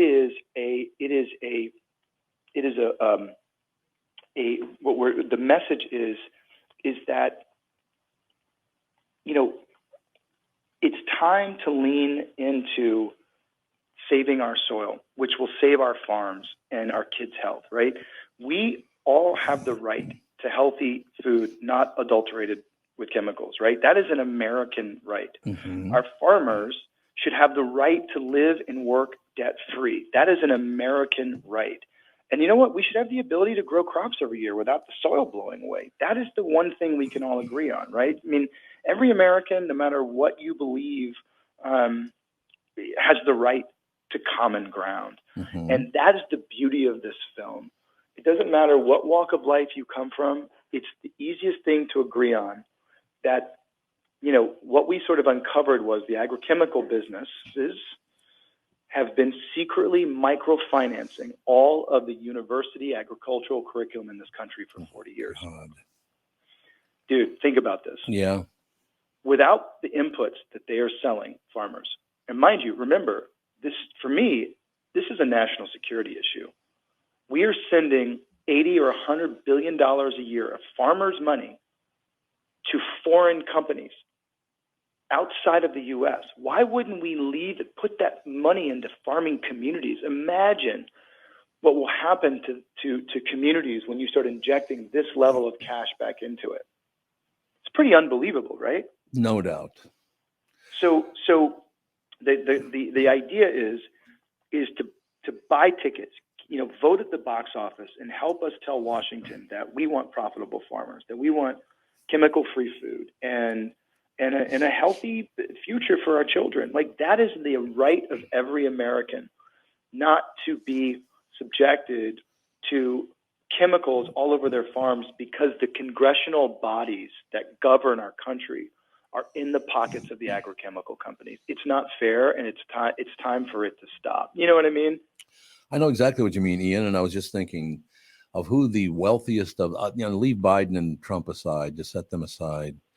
If I were somebody like, say, and I'm not a Democrat nor a Republican, I'm kind of stuck in the middle watching them both make mistakes. But in any case, if I were somebody like Vivek Ramaswamy, who's a billionaire, the first thing I would do is step up and go, you know what? If I become president, I'm not taking any money from anybody. I don't want a salary. I'm already very, very rich. I'm here to serve, and I want to take care of you instead of lining my own pockets. Do you think that message would be strong, Ian? I think it would. I think it would. I know that Schwarzenegger did that when he came into office in California, and he was a Republican in a pretty much a sea of Democrats, and he made it. That's true. He made it work. Yep. He made it work, and that's because he said, I don't need special interests. And I think that the big thing is, there's 23 lobbyists for every member of Congress for the agrochemical world. Listen, imagine, just to run the numbers, so even 23 people throughout a 12-month period, right? That's basically 2 people a month. Hey, let's go to lunch. Hey, let's go to the Bahamas. Hey, what about this bill? Hey, give me this thing. Da-da-da-da. Imagine, it never stops. And that's why, these members of Congress are so overloaded. And that's why these congressional bodies have kept us in this perpetual cycle of chemicals on our farms, because it's just so profitable. It's so profitable for them. And that's what's not fair. Listen, if you saw Kiss the Ground, and you see Common Ground too, you'll see that we have about, say, 55 to 60. We have enough healthy topsoil left for about 55 to 60 years. That's it. Meaning we have enough food, enough harvest left for 55 to 60 years. That's it. And we've been doing the one thing that destroys soil for so many years is tilling. Tilling destroys the networks, the vital microorganism networks, and there are all sorts of fungi and vital tiny microorganisms that make soil alive. It's living, right? It's a living thing. When you continually till it, right? You till it till it's black, right? You're tilling to get that carbon. But when we till, we release the one thing that we don't want to release, and that's carbon. We also make our topsoil really vulnerable to water and wind. But with regenerative agriculture, you don't till, and you plant cover crops. So when you're planting your seeds, these crimpers, the seeds are protected. They're protected by wind, from wind and water. And it's a really special time, man. But I'm telling you, please get out to the box office, buy tickets, make a date out of it. If you can't go, buy the tickets for someone else, because what we need to do is we need to tell Washington, and we need to tell in the entertainment business that people are waking up and they're listening. Because I got to tell you, man, one of the things that's been so wild is seeing the censorship on this film. And I won't go into the big media companies that are trying to censor us. Dude, the censorship on this film by the biggest media companies, they refuse to even review the film because their bills are not paid by us. The bills are paid by the ginormous companies that are funding all this stuff. Isn't that wild? In 2023, people won't even hear this message to send to their people, which is the promise of the greenest, best future ever. A future where farmers are not on government subsidies and our fields and our farms and our food are not loaded with chemicals. How bad can that be? You know what I mean? Yeah, Ian, that should have never been allowed, that the government paid off farmers to not farm. Oh, dude, the list goes on Horrible. and on and on. We are building the largest carbon capture food economy in the world, from the Carolina coast to the California coast. And farmers are the single most important people in this country right now as we speak. Farmers and teachers, right? And the people who are building the backbone of this country. And we deserve to live a life without chemicals in our food.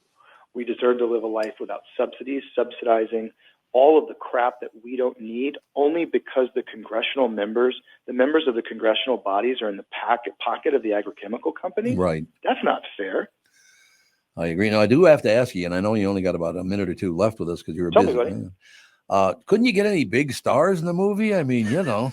I know. Such D-list people, Laura Dern, Donald Glover, Woody Harrelson, Jason Momoa, Rosario Dawson. You know what I mean? Well, don't forget Ian. Don't forget Ian's in there. I quit acting 4 years ago, so I'm the lowest on the totem pole. But I'll tell you, I've got it has been the group that has come together over this film and getting to spend time and energy with some of my favorite people and looking at the size and the power of this cast. Our team, the directing married couple powerhouse, Josh and Rebecca Tickell, and this team, it's magical to see, man. And we are the little engine that could. You know, I'm a firm believer that Kiss the Ground should have at least been nominated for an Oscar 3 years ago, 3.5 years ago, whenever it was now. But it's so political, right, when you get into that. And so no one cares about any of that anymore. We just need people to go to that box office, see this film, and share it, because it sends a huge message. The amount of censorship on this film right now, people don't want, the biggest media companies in the country don't want this out there because their bills are paid by people who want it otherwise. It's all about money, Ian. Everything is money, money, money, money. That's all it is anymore. It's disgusting. Well, right now, man, we're going to make sure it's all about money, money, money, money, but for our farmers, because this is a national, I think it's a national security issue. I mean, we're pumping all that money. Think about it. $400 per acre farmers could save. So if we're pumping $80 or $100 billion a year to foreign companies and not putting it into the communities where farmers live, doesn't make any sense. No, I agree. It makes no sense. When you want to talk about balance of trade, there it is right there.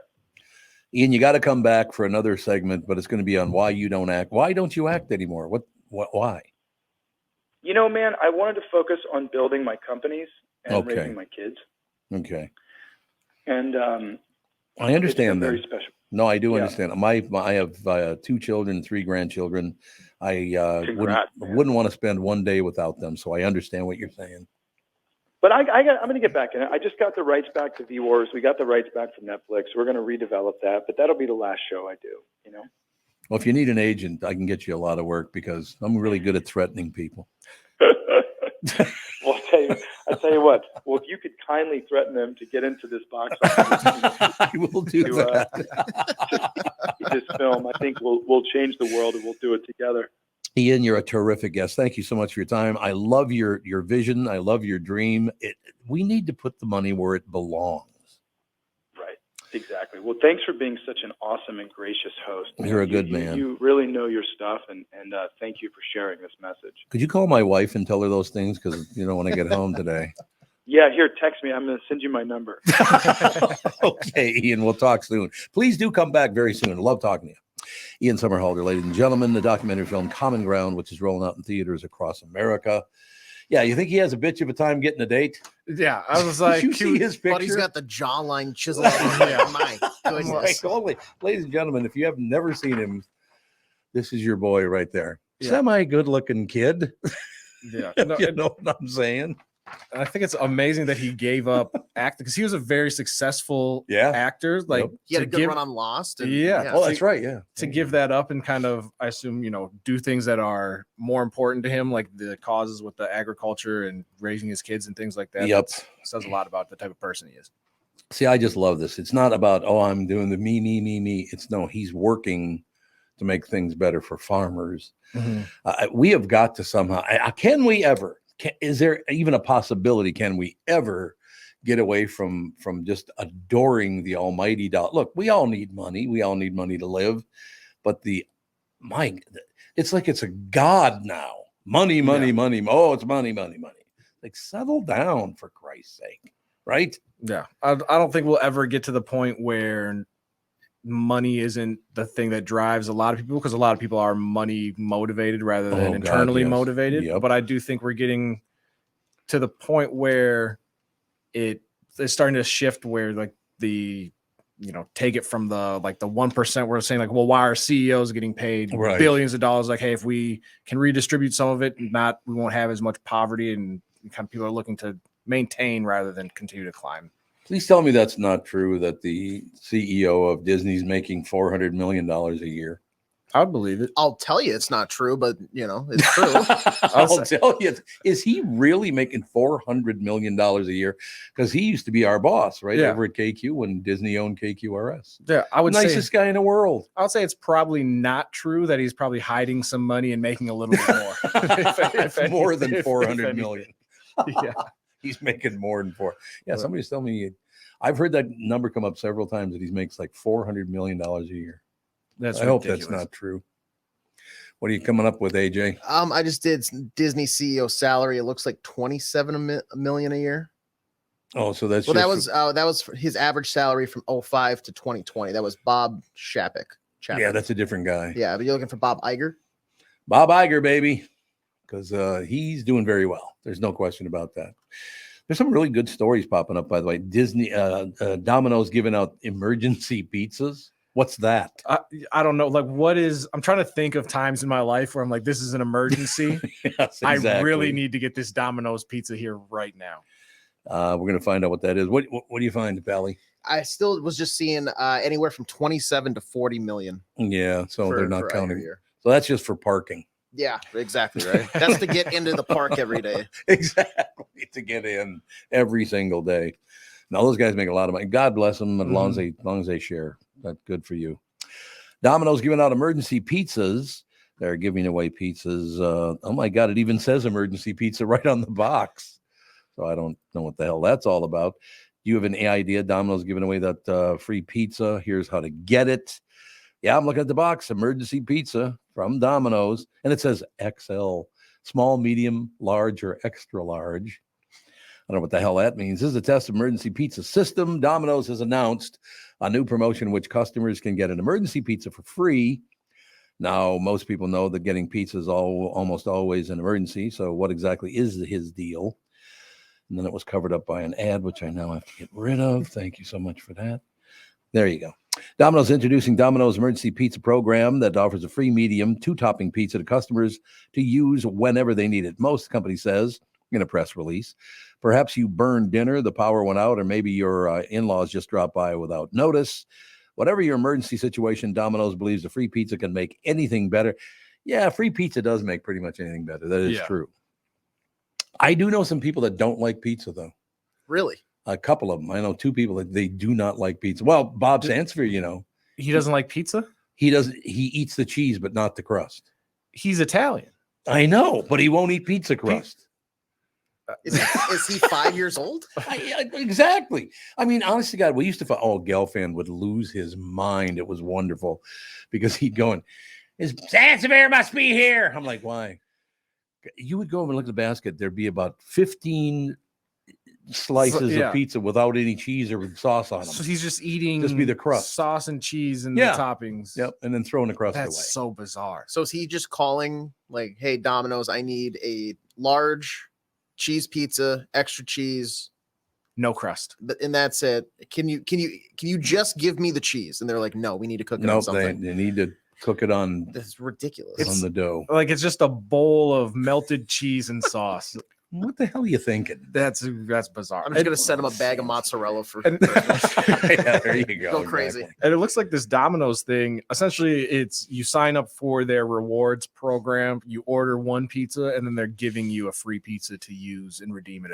So you have to buy one to get one. Yeah, essentially, it's a buy one get one free, but they're branding it as your emergency. As in, like the next day you don't have a lunch or whatever, so you can just go grab this out of the fridge in an emergency. Yeah, they're saying like, well, what if you burn your dinner and now you need an emergency pizza? So it's just buy one get one free through their app essentially. We have to take a break, and I do not need to read this story, just the headline. So we'll do the headline into the break. Bus driver under fire after drinking on the job says he didn't know White Claws were alcoholic.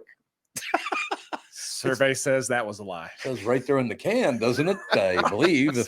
Last time, I don't drink, but I've seen White Claws. And okay, well, let us think about that. We'll be right back right after this. This is the Tom Barnard Morning Show. Listen live on the Tom Barnard Show app or at tombernardshow.com. In a world that's racing a mile a minute, a split-second distraction can change everything. I'm Mike Bryant from Bradshaw & Bryant. Every day we see too many people, heads buried in their phones, unaware of the dangers they're in. Texting and driving isn't just reckless, it's playing Russian roulette with your life and the lives of others.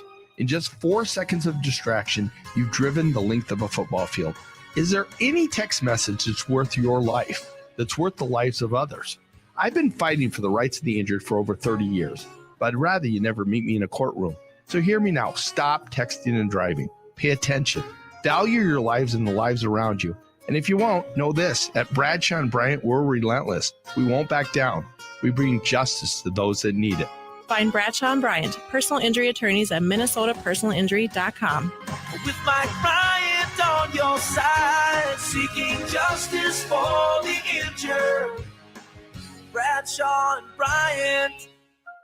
Hello, I'm Brad Huckle, President and Chief Lending Officer at North American Banking Company. And I'm Michael Bilski, CEO at North American Banking Company. As a locally owned and operated community bank, we work with many multi-generational businesses.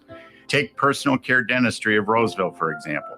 Dr. Walter Hunt, also known as Painless to me, has been a longtime customer of the bank since we opened the bank in 1998. When his son Kyle was ready to join the practice, they wanted to expand quickly. With their additional space and equipment, they now are able to see more patients each day while providing the same level of care and service. Okay, guys, I'll take it from here. If you run a family business or any kind of business for that matter, you should be banking with Brad and Mike over at North American Banking Company. Every time I deal with them or their team, I know I'm working with experienced professional bankers.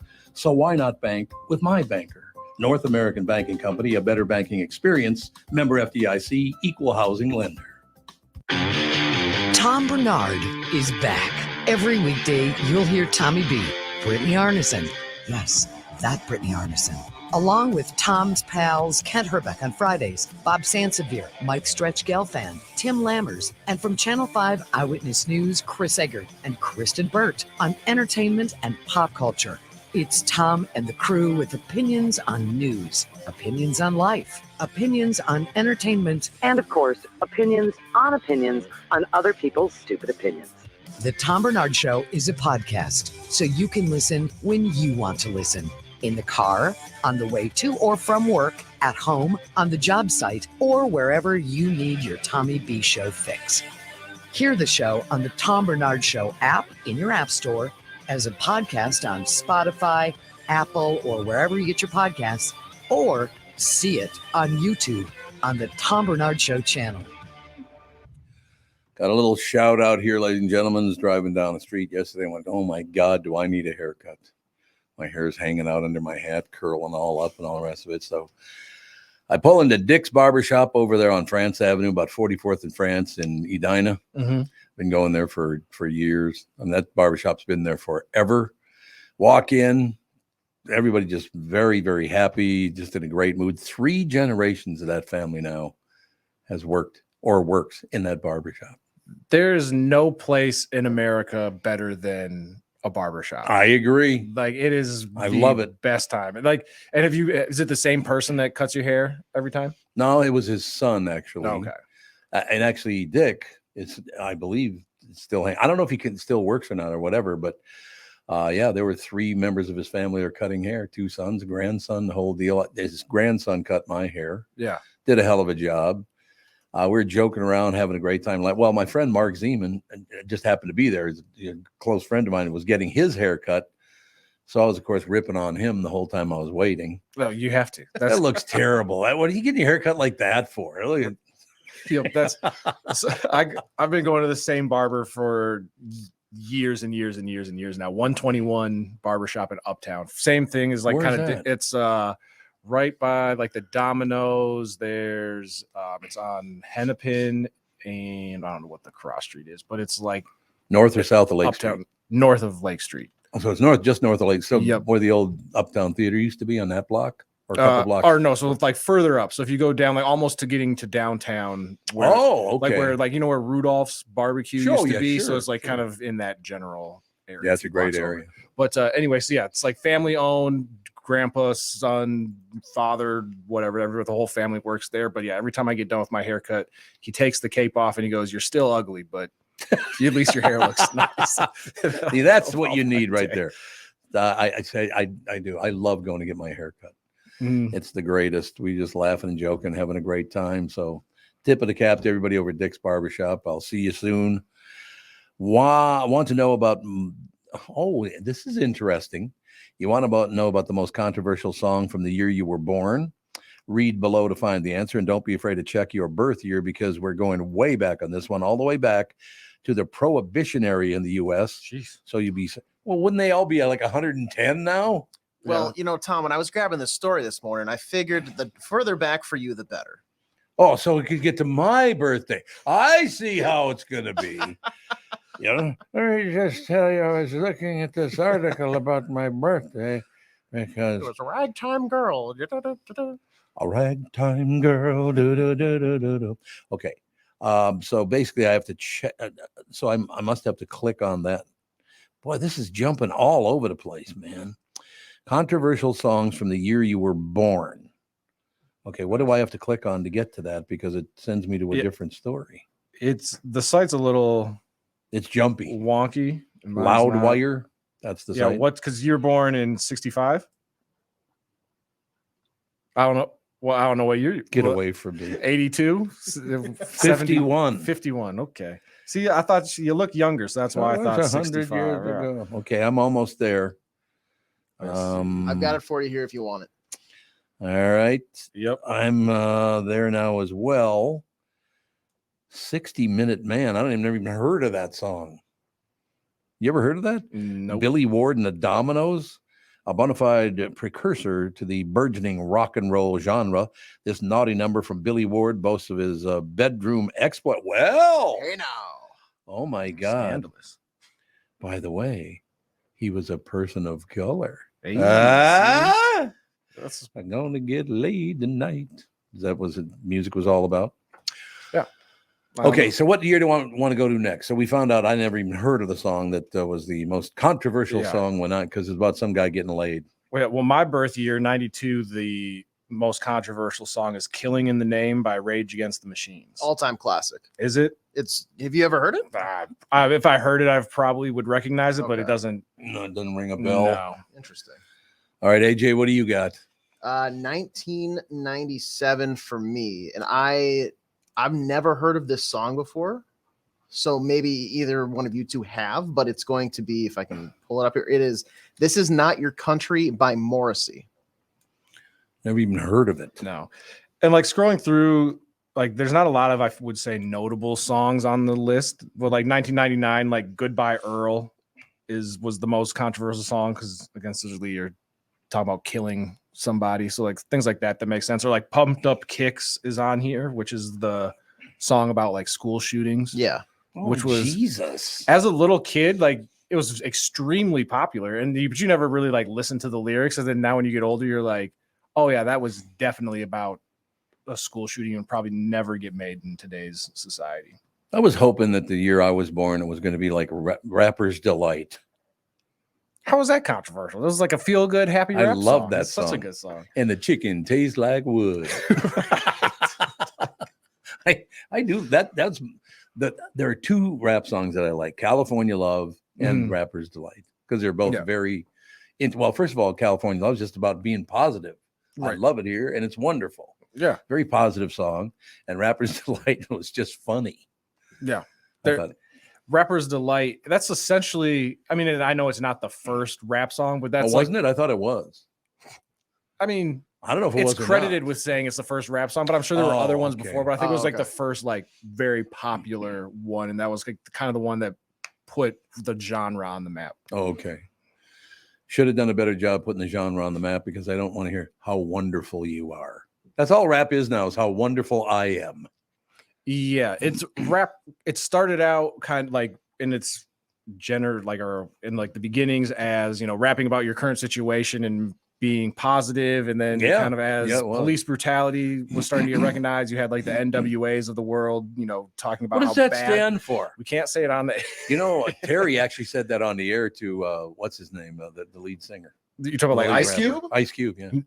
Really? He was on the show, the KQ Morning Show, and she said, "How long have you been with big ends with attitude?" Well, she actually said the word.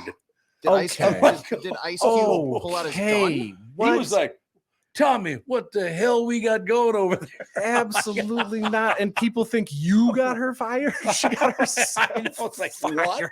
What? She drops the big end to Ice Cube, and who's, like, by the way, a very nice guy. Oh, he is. He's a So great guy. I've met him once, and yeah, like the nicest person. I mean, I'm sure back in the day, maybe not as great of a guy, but yeah, now that he's gotten kids, he's milled out. But that's he wasn't in studio when this happened. No, he's on the phone. Thank God he was on the phone. 'Cause I was gonna say that'd be good, because there was this long pause. And he's like, "Tommy," and in that long pause, he's like, do I go off on this lady, or do I just let this slide because I got to promote whatever I got to promote, and I still have a career to worry about, and I can't just destroy maybe 50 just minutes hang of- up. Yeah, no, I literally went like, "Oh," Okay. That's incredible. And knowing her, she just like said it just because she didn't like. I don't think she's a racist person. I've met. No, I don't think like that. so. She was like, oh, it's just what it's called. So I just threw say it the out there. name. Yeah. What are you gonna do? By the way, I got to put some pressure on. Yeah, it's awesome. All right. I wish you'd been sitting in Studio A when it happened, because he's like, tell me. 1986 was the year my son Andy was born. Mm-hmm. And the most controversial song that was released when Andy was born is Dear God. I don't think I've ever heard Dear. You ever heard the song Dear God? By who? XTC. Nope. No. What's one way to guarantee controversy in America? Write a cheeky anti-religious song and then put it on the radio. That's exactly what XTC's Andy Partridge did. With the song Dear God, which prompted angry calls, bomb threats, and I don't remember the song. So it's anti-God, the song is? You know, I got some bad news for you, Andy. Being anti-God, the God just is a short version of the word good, so why don't you calm down? Yes, people misuse it all the time. The greater good, the greater God, whatever it is. Calm down. What, do you think anybody will ever calm? Well, Ian was just on with us about 10, 15 minutes ago, and he said, the world is just psychotic. The world is gone mad. 100%. So I don't know if we're ever going to do anything about this, but I would once again, I implore the people of America to stand up and realize this is by far, it's not perfect in any way, shape, or form. Some people are treated like dirt. It happened to me. It's probably happened to you. Yeah. We are the best country in the world. And I'm not being those prideful American. Canada's a great country, and there's no question about that. After that, you got, I don't know what else you got. Yeah. Western Europe, good. Eastern Europe and the rest, it's not that great. Right. There's great places to live all across the world, but yeah, like I'm perfectly fine living in America. Like I don't think there would ever be a point where we would have to regress so far as a country to be like, oh, you know what? I need to pack up and leave. Like it's not perfect, but it's better than most places. I think it's by far better than most places. Like, look, Switzerland is a great country. There's no question. I would live in Switzerland in a minute, but I'm not a billionaire. So, Switzerland's a little spendy. I will say that. It's a little expensive to be even hanging out in Switzerland. But yeah, do you think we'll ever be able to do that, to say, hey, look, you got your skin color, I got my skin color, you got your orientation, I got mine. What does that have to do with whether I like you or not? It's got nothing to do with it. Nothing. Are you a good, decent person? Then we can hang out. If not, or like, and especially if you complain, like if you came in and you were like, oh, my day was terrible because of XYZ, somebody will go, oh, well, you think that's bad? You should hear about what my day has been like. Just let it go. Let it go. Like we don't have to compete for who is in a worse situation. Like help somebody out if they're in a bad situation, and they should help you out if you're in a bad situation. Like, yeah, it's how the world should be. Yeah. I don't know. I don't know why it is that people love to. Does it make them feel better about themselves when they denigrate you? Yeah, that's what it's all about. I have to feel better about myself by making you sound like a piece of shit. Absolutely. Why do you need to do that? I don't know. It's deflecting. They don't want to address their own insecurities and things like that. You deflect it off onto somebody else. And then they feel better about themselves going, well, AJ has it so much worse than me, so I can feel better about myself because at least I'm not AJ. Like, that's true. It's pretty bad to be me. Right. You got that golden hair just flowing. There you go. Okay, 1989, the year my daughter was born, the number one song was, this is controversial songs, of course, Fight the Power by Public Enemy. Good song. It is a good song. I like that song. You had Chucky D, you had Flavor Flav, you had all the good ones, hip-hop's most searing protest songs. I remember Fight the Power. It was a good song, I thought. Yeah. What I love about this list is that it goes from like Fight the Power and BYOB by System of a Down that have like political kind of deep messages. They're attacking stuff. And then you go to like a couple of years ago in 2020 was WAP by Cardi B and Megan Thee Stallion. Yeah. Oh, and I remember when that was in its heyday and everybody was like losing their mind, like mad at Cardi B. And she's like, they're like, well, your kids are listening to this song. And she's like, I don't make songs for little girls. Like, what was wrong with WAP? Well, it stands for wet ass pusillanimous. Yep. And it's just a song like, because that's big in the rap game right now is female empowerment, and all the women are talking about how great they are and things like that, which good for them, but sometimes it gets taken over the top. When I use that word, that's not what it means. It's when I was talking to Bob Sansevier because he's Italian. Yeah. Yeah, that's different. Why do they call Italians wops without papers? Is that a true story? No, I'm not sure. Many Italians showed up and they didn't have papers to get into the country, so they called them wops because of without papers. I wonder if that's true. I'd look it up, but I don't know if I want that in my search history. I'm on Brittany's computer today, so I'm looking it up right now. It's Brittany's. I feel like I can get on some sort of a watch list when I look up during the show. Yeah, that works. What do you got? Anything? Let's see. It doesn't. We're just saying that it's derogatory, but it doesn't let me see if it shows. That's what I was told when I was a kid. That's what that meant, is without papers. But I don't know if that's true. And people love to make stuff up. You know that. I mean, it makes sense. It does, to go that route with it. So I don't know if that's actually the deal or not. But so you're not seeing much. It looks like it is kind of a double entendre in a sense. So it comes from the dialectal term guapo, which roughly means like dandy or like having swagger and stuff like that, which is a Spanish term. Yeah, guapo. But then with like the Italian words and stuff like that, you just take the first half of that WAP, and then they just changed it to the American like WOP, and then it's kind of it transformed into the without papers type of thing. And from what I'm seeing, it doesn't have anything like the without papers. It looks like is something that just came up after. Just made it up. Yeah, that doesn't surprise me at all.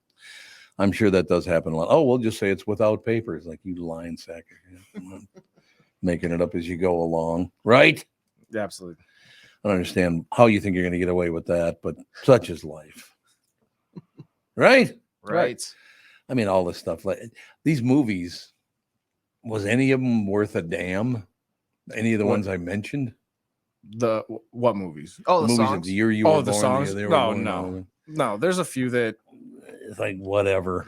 Yeah. Essentially, they just consider it controversial if it pushes against any norm. I suppose in society, or if it pushes against political. What things. would be a scandalous today? Is there any song they could put out that would be scandalous today? Because we've pretty much covered all the ground, haven't we? No, I mean everything that gets put out today, I feel like is scandalous. So it's just become so normal that if you made a non-scandalous song, that would be controversial today. Well, do you want to hear about what 2023's most controversial song has been? Oh, I'd love to hear it. It is by Jason Aldean. Try That in a Small Town. Oh, yeah, that's right. Yeah, that got a lot of news coverage, didn't it? It did, yes. Because what it was, it's bitching about America. Is that what it was?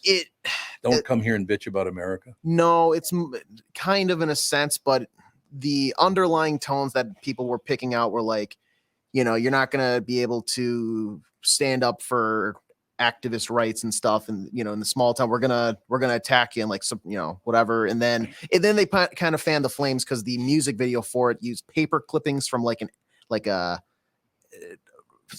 MLK riot thing, but then they burned it and stuff, so there was imagery that people were like, this isn't adding up the way that you have kind of deflected it to. Yeah, so Jason Aldean racist. So here we go. That's what I heard. That southern twang, baby. That southern twang. Okay. I knew it. Well, the answer to that is racism. I and never liked his therefore- music anyway. Whatever. Go home. No, and there are songs like Cotton Eye Joe, for example. Cotton Eye Joe, yeah. Feels very racist, but it's like it's not like you've done research on it. It's not like a racist song, but it feels racist just because it says cotton so much, and white people love it. What is it? Chicken in the bedpan sticking out dough. Yeah, I don't know. Where did you come from? Where did you go? Where did you come from? Cotton Eye Joe. You're really good at that. It's terrible. Like people will request it at weddings, and I'm like, it's such a bad song. Like, do we have to? And then, nope. Here we go. I was gonna say with how well you were with the timing there, I feel like you bang that every morning on the drive in. Yeah, I've heard that song more times than I would. Yeah, there you go. Exactly. Okay, Israel says bodies of about 1,500 Hamas fighters have been found. So now we're up to what, about 5,000 dead?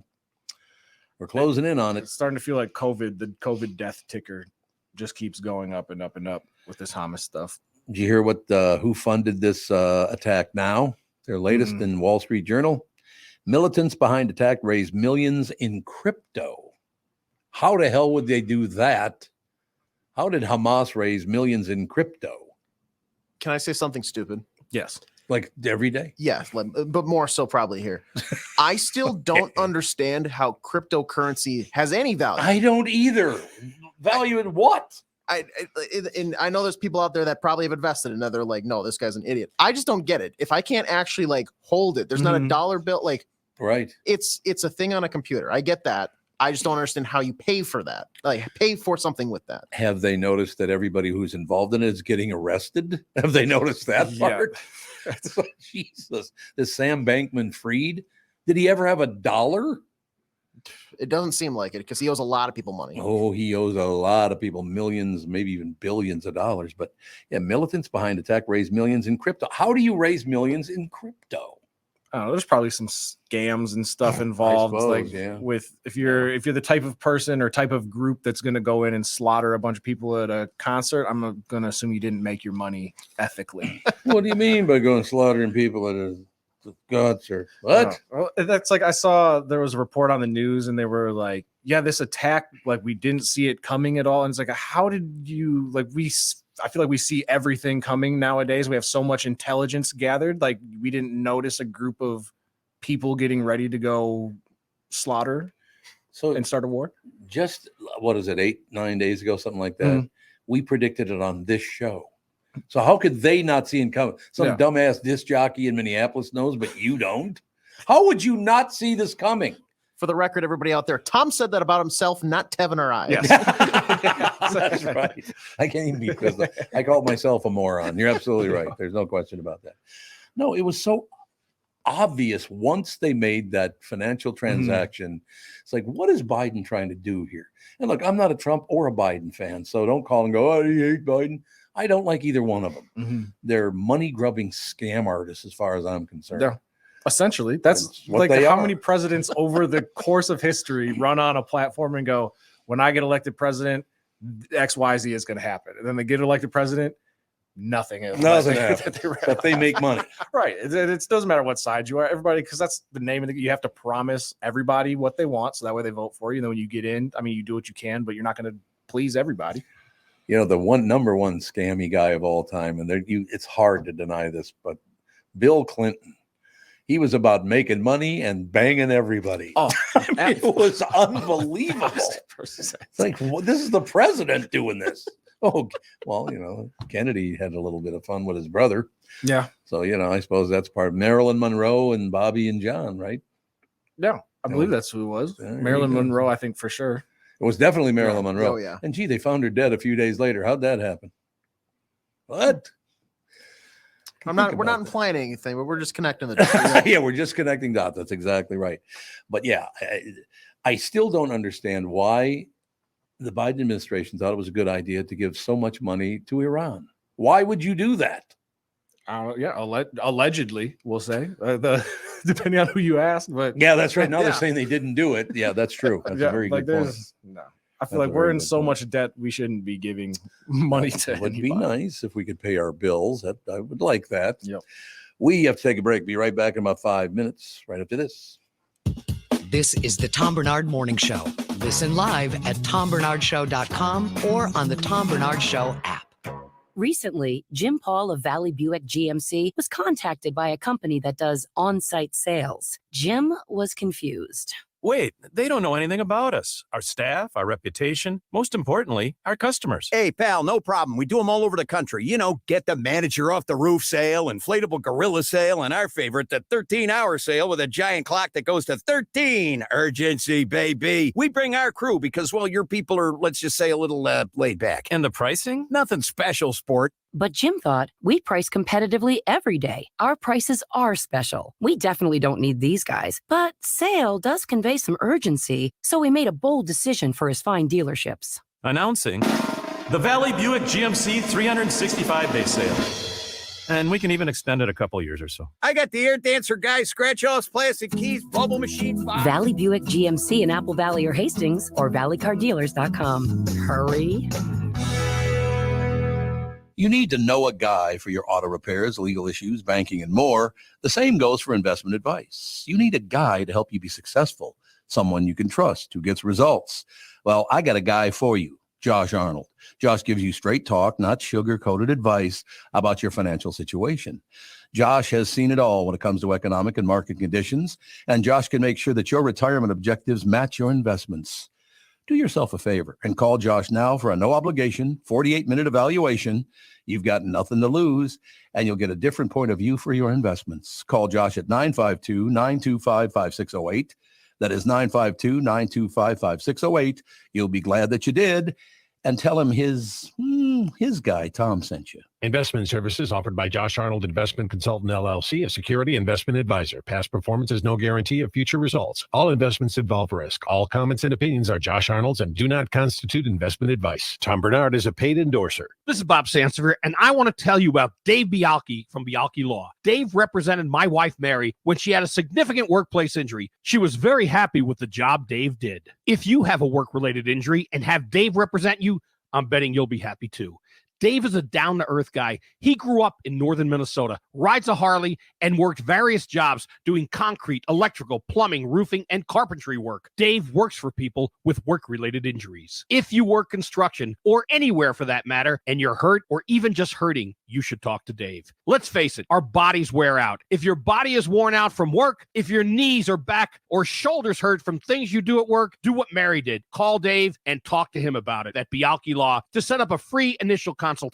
The number to call is 763-571-2410. That's 763-571-2410. Or visit bialkelaw.com. That's BIALKE law.com. We are back, ladies and gentlemen. A little bit of where are you going? It's 5 minutes to you, stiff. Look, when the boss man says to take off, I get out of his way. Andy's the boss man. Okay. One day. For today, in any case. All right, we'll talk to you tomorrow, Pally. Yep, see you later. Good to see you. CNN boss Mark Thompson to staff, network is nowhere near ready for the future.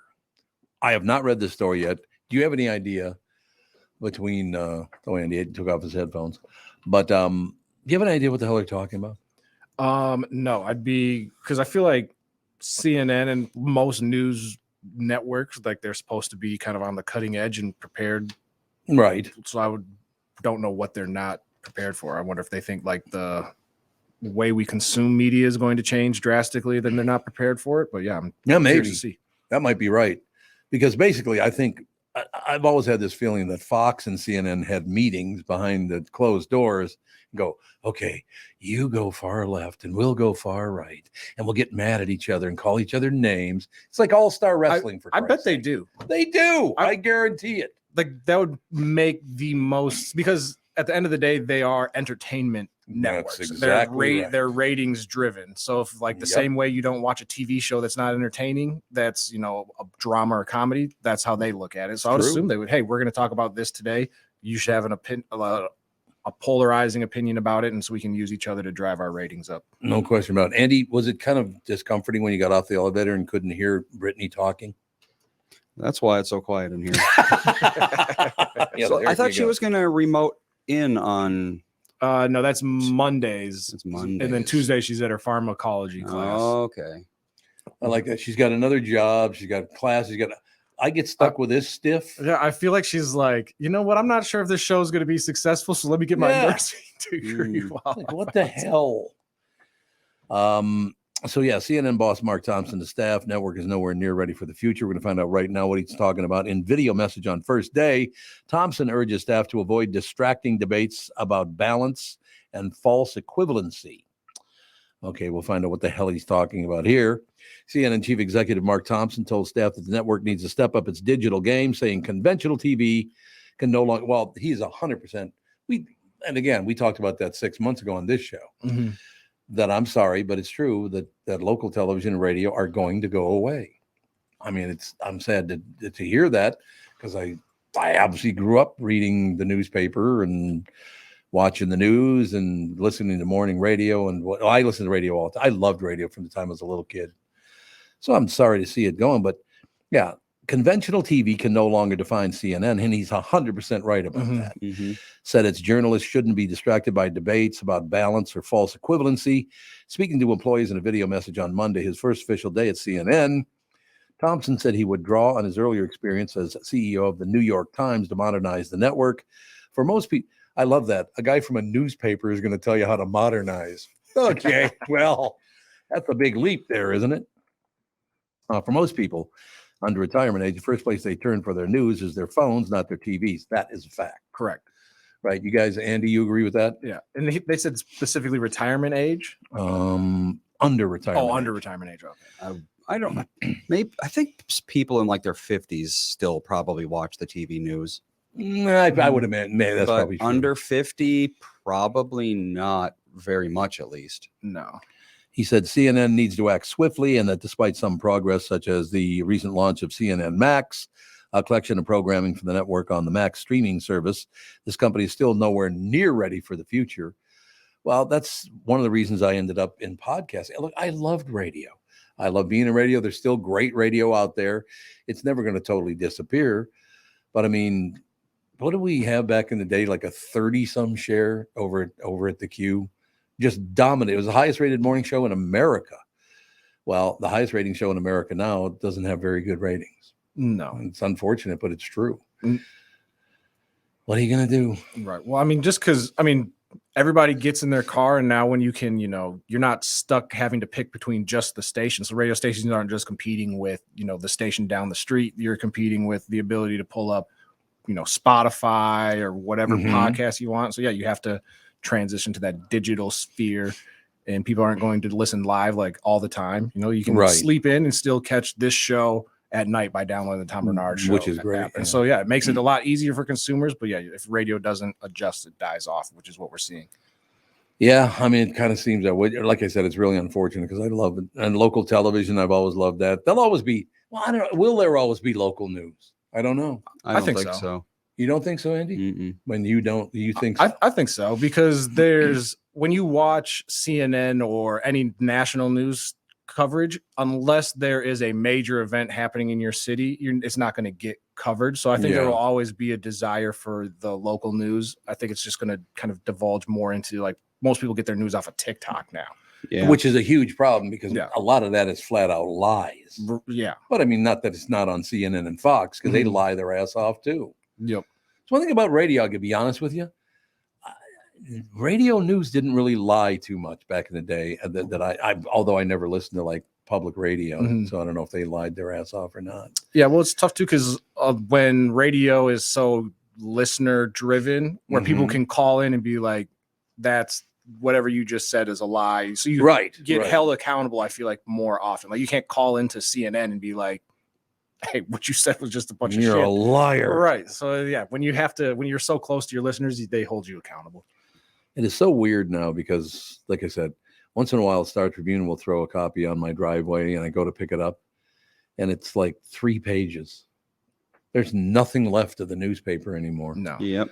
And I cannot tell you the last time I actually read a newspaper. It's been years since I've read a newspaper. Yeah, not a physical copy. A physical copy, yeah. They're all online, yeah. Digital, yeah. Which is just fine. I don't know. The world's going to change. And Mr. Thompson said, you better stay with it because, that's the deal. TV is vital. There's urgent work to do there, especially as we rebuild prime time. But TV is also too dominant at CNN and digital is too marginal. Addressing the network's mission and purpose, Thompson urged CNN to define the news, not just react to it. And let's not second guess ourselves or get distracted by complicated arguments about balance or whataboutism or false equivalency. Let's cover political news proportionally and fairly, but not be frightening. Not be frightened of our own shadows. I don't know. What does he mean by that? Sounds like a bunch of nonsense corporate speak. It really does, doesn't it? We have to shake up the paradigms and synergize with the times. Not saying anything. It's all bullshit, Andy. That's what you're saying. I do think they should get, especially on news, get away from kind of the debate format. Yeah, I agree. It was very popular in the sports world where, you get 2 people on like, oh, this quarterback's great, this quarterback sucks, and you debate, which whatever is fine. But in the news, they talking about Kirk Cousins? We're not. Unfortunately, Sorry. the Vikings aren't good enough to be talked about that's on true. ESPN. Good point. So no, with news, it's like we don't need two people to debate. We just need to know the news. What he does not mention in this story, and it bothers me, is I was hoping that this is what he was going to be talking about. As Andy pointed out, he's just bullshitting his way through this. None of this means anything. No. It's all just corporate talk. What I would like to see, Mr. Thompson, is you going and saying, look, what you just said on the air is a flat out lie, and I don't want people lying on my news channel. Yeah.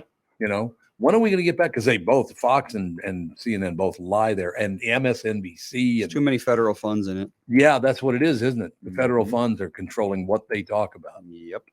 And they have to have that, again, all-star wrestling. You're far left and I'm far right, and we can argue about it. Why don't you just tell me the truth? How about that? Right? It would be nice. It'd Wouldn't be it? refreshing. You could tell me the truth, and I could make up my own mind instead of believing your BS. That strategy, by the way, even before the first official day, Thompson had been meeting with some CNN employees. He arrives after the tumultuous tenure of former CNN boss Chris Licht, who sought to push the network's coverage to the political center. See, when they first announced that, I thought, oh my God, is this guy going to be able to? Because I was all for it. Push it to the center. Tell me the truth. Let's look at the news and try to work together. Well, it failed miserably. Yeah. Apparently. Because apparently people want to be scared. Yeah. People thrive on controversy and they do. arguments. Yep. They do indeed. So that strategy ran into problems, notably when CNN held a town hall with former President Donald Trump that prompted criticism from staffers and a variety of political pundits. Critics said CNN should have aired a pre-taped, edited interview with Trump instead. Licht left the network abruptly in June after an unflattering profile in The Atlantic. Licht's critics said he focused too much on the TV operation, its editorial philosophy and lineup of talent, and not enough on digital operations.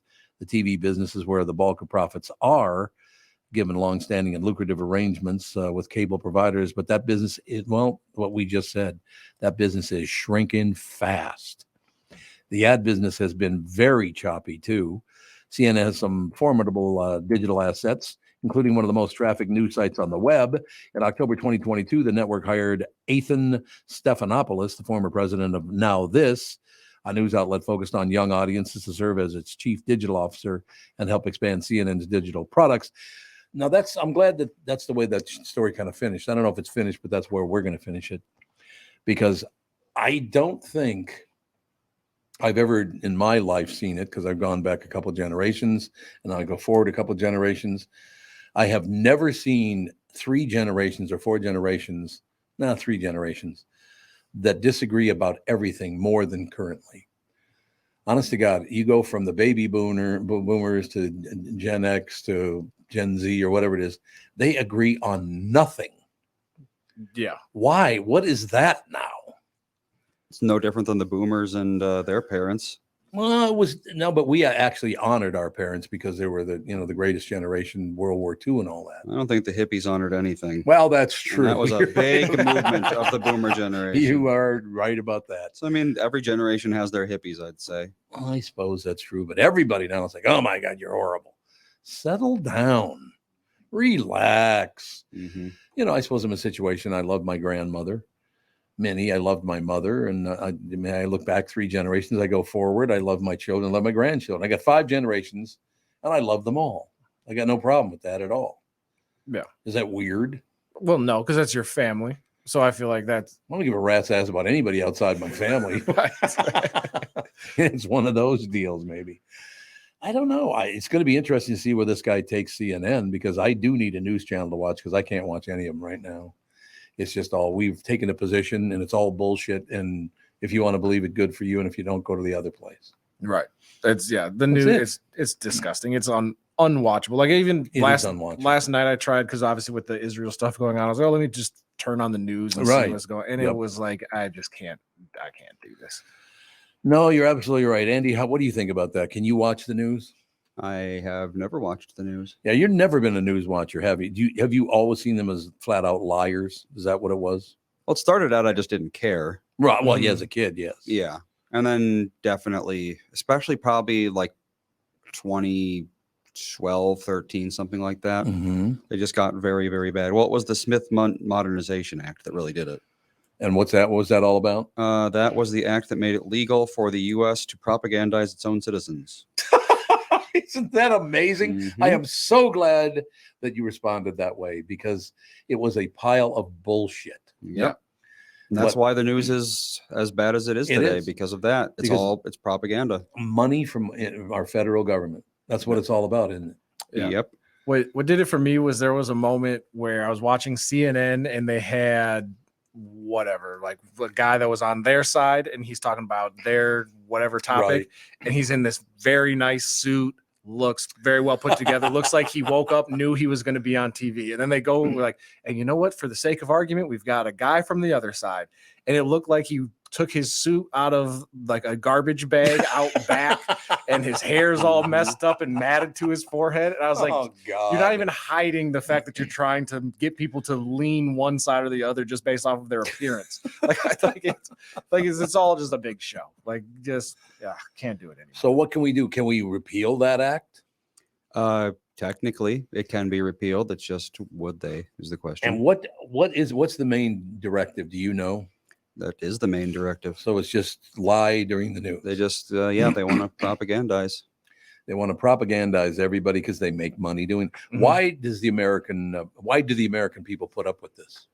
I don't think there's anything they can do about it. Technically, do you think that they just don't know about it? I bet you most people never even heard of it. Know about it? No. Yeah, that's what I'm thinking. Is they don't even know about it because it was never made public.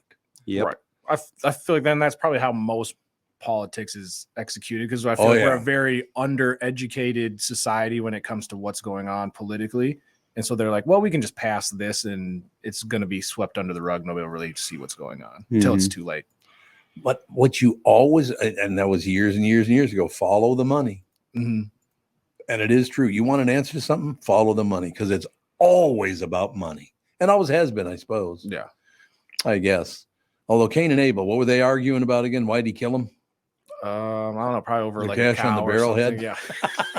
Cain was jealous because Abel sacrificed a lamb to God, and Cain, I think, sacrificed grain, and God liked the lamb better. So he God was was like, a meat eater. That's I'm just good. going to kill you. Then I'll kill you. Mm-hmm. Well, we've always been a nut house, haven't we? Seems that way. Yeah. Human beings. 100% a nut house. Honest to God, what the hell's wrong with you? You're all whipped up about that. But I don't know. We'll just keep moving forward. But I'm glad we talked about the act and all the rest of it because most people have never even heard of that. And the reason they are being lied to on a daily basis by Fox, CNN, and all the rest of them is because the government wants them to lie to you. Yeah. Isn't that terrible? Yeah. Yep. It's not like like you always say, like you should be running because you're serving the greater people of the country. And you're serving or you're running to serve yourself rather than your constituents. And all of this millions and millions and millions of dollars, boy, everybody leaves. It's so amazing to me that you look at our president, everybody's a multi-millionaire, billionaire. Mm-hmm. Yeah. It's like, why are you running the country? You have nothing in common with the public. Don't you think we should get a man or a woman in there that has a lot in common with the average public person? But yeah, and it's hard to, once you are a millionaire, you start to lose some of the things that you keep make you common to the average everyday person. And if somebody came up to me and was like, hey, you're going to run for president, here's $10 million. It's hard to turn that down. Yeah. But yeah, there's got to be a way to keep yourself grounded to what got you to where you are in the first place. Yeah, but if you got to take your eye off the prize then, because they are so singularly focused on money, it is unbelievable. I mean, making money, if you want to work, you can make money. But I think there's a common denominator there. Well, I don't want to work, but I want a lot of money. Right. Yeah, there's a lot of people getting paid to just sit around and maybe sign a bill that happens to scurry across their desk. Unbelievable. Well, I don't want to work for the money. I just want a lot of it. Oh, okay. Well, that makes no sense whatsoever, but you keep going down that road, you dumb bastards. But you and I are paying all the bills in the meantime, and that's the whole problem. What is our debt now? 33 trillion? It is, let's see. Yeah, 33 and a half. $33.5 trillion. At this point, can we just file for bankruptcy as a country? Here, you can have, you can't have my twins hat. Forget it. I need it tonight. You can't have that. Yeah, that whole thing makes me very sad. Well, we'll just keep moving forward. But seriously, don't ever think that this is about your neighbor and you. It has nothing to do. Well, my friend I talked about earlier, that his friend found out he didn't vote the same way that his friend did, so he doesn't talk to him anymore. Yeah. It's people like you that are destroying this country. You can talk to me about it. And again, I watched it when I was a kid because my mother was Democrat. Her cousin, Lamont, was a Republican. They would have discussions, a lot of things they didn't agree on, but at the end they said they loved one another. Yeah. And that's just the fact. Yeah. They didn't have to think the same things and have common goals and all the rest of it. Is the fact that they're behind all the political bullshit, there's a human being. Why don't we focus on the human being part of it instead of political rhetoric? Yeah. And if you ever, and like, I feel like you don't think the same way as I do, so I'm going to isolate myself from you and stay in this safe bubble where everybody thinks like I do. It's a very dangerous place to be because there's no growth. Like if you don't have anybody saying, well, what about this? What about, giving you a little pushback, you're not going to change your mindset and grow as a person. Because if you just hear an echo chamber of, yep, you're right, now that's a problem too. And the problem they do have, and again, I'm not condemning our education system. I don't think it's a very good one. I'm not thinking it's horrible either. But the reason for that is also because of money. I mean, you constantly more and more money. That's it doesn't matter where we are. It's always about the money. Yeah. Never getting away from that though, are we? No. Doesn't seem that way. Doesn't seem like it. So Israel readies for a ground war in Gaza. That ought to be great. Sending in thousands and thousands and thousands of troops and getting a bunch more people killed. Are we over 5,000 dead yet, Andy? Because a bunch of Hamas people now have been killed. So I think we're coming up on that 5,000 mark. We're getting close anyway. I don't know what to tell you. It's just the whole thing makes me very sad. Right? Yeah, what's going on there is absolutely devastating. And I got to read this headline one more time, and I promise I'll move on. Militants behind attacks raised millions in crypto. How? How do you raise millions in crypto? Crypto has no value. Well, it has value according to people who believe it has value. I guess, but where's the money coming from, Andy? I don't know. We could read the article. You think I should? I mean, I've been talking about it and don't understand it still. So I do not understand. Might be not a bad idea. I will give it a whirl. We'll read the article, at least some of the article, why this is even happening. I mean, they could just be fundraising. That's what it could well, be. that's true. That's a good point. Digital currency transactions highlight how U.S. and Israel have struggled to sever the access of Hamas, Palestinian Islamic Jihad, and Hezbollah to foreign funding. Hamas' lightning strike on Israel last week has left observers questioning how the group financed the surprise operation. One possible answer would be cryptocurrency. Oh, so they don't know if it's the answer. They're speculating. During the year leading up to the attacks, 3 militant groups, Hamas, Palestinian Islamic Jihad, and their Lebanese ally Hezbollah, received large amounts of funds through crypto, according to... so this is another one of those Bankman-Fried type of crypto deals, where it actually has no value at all, but you get people to kick in money anyway? Yeah, probably. Well, I'm seeing it looks like they were using something called Binance.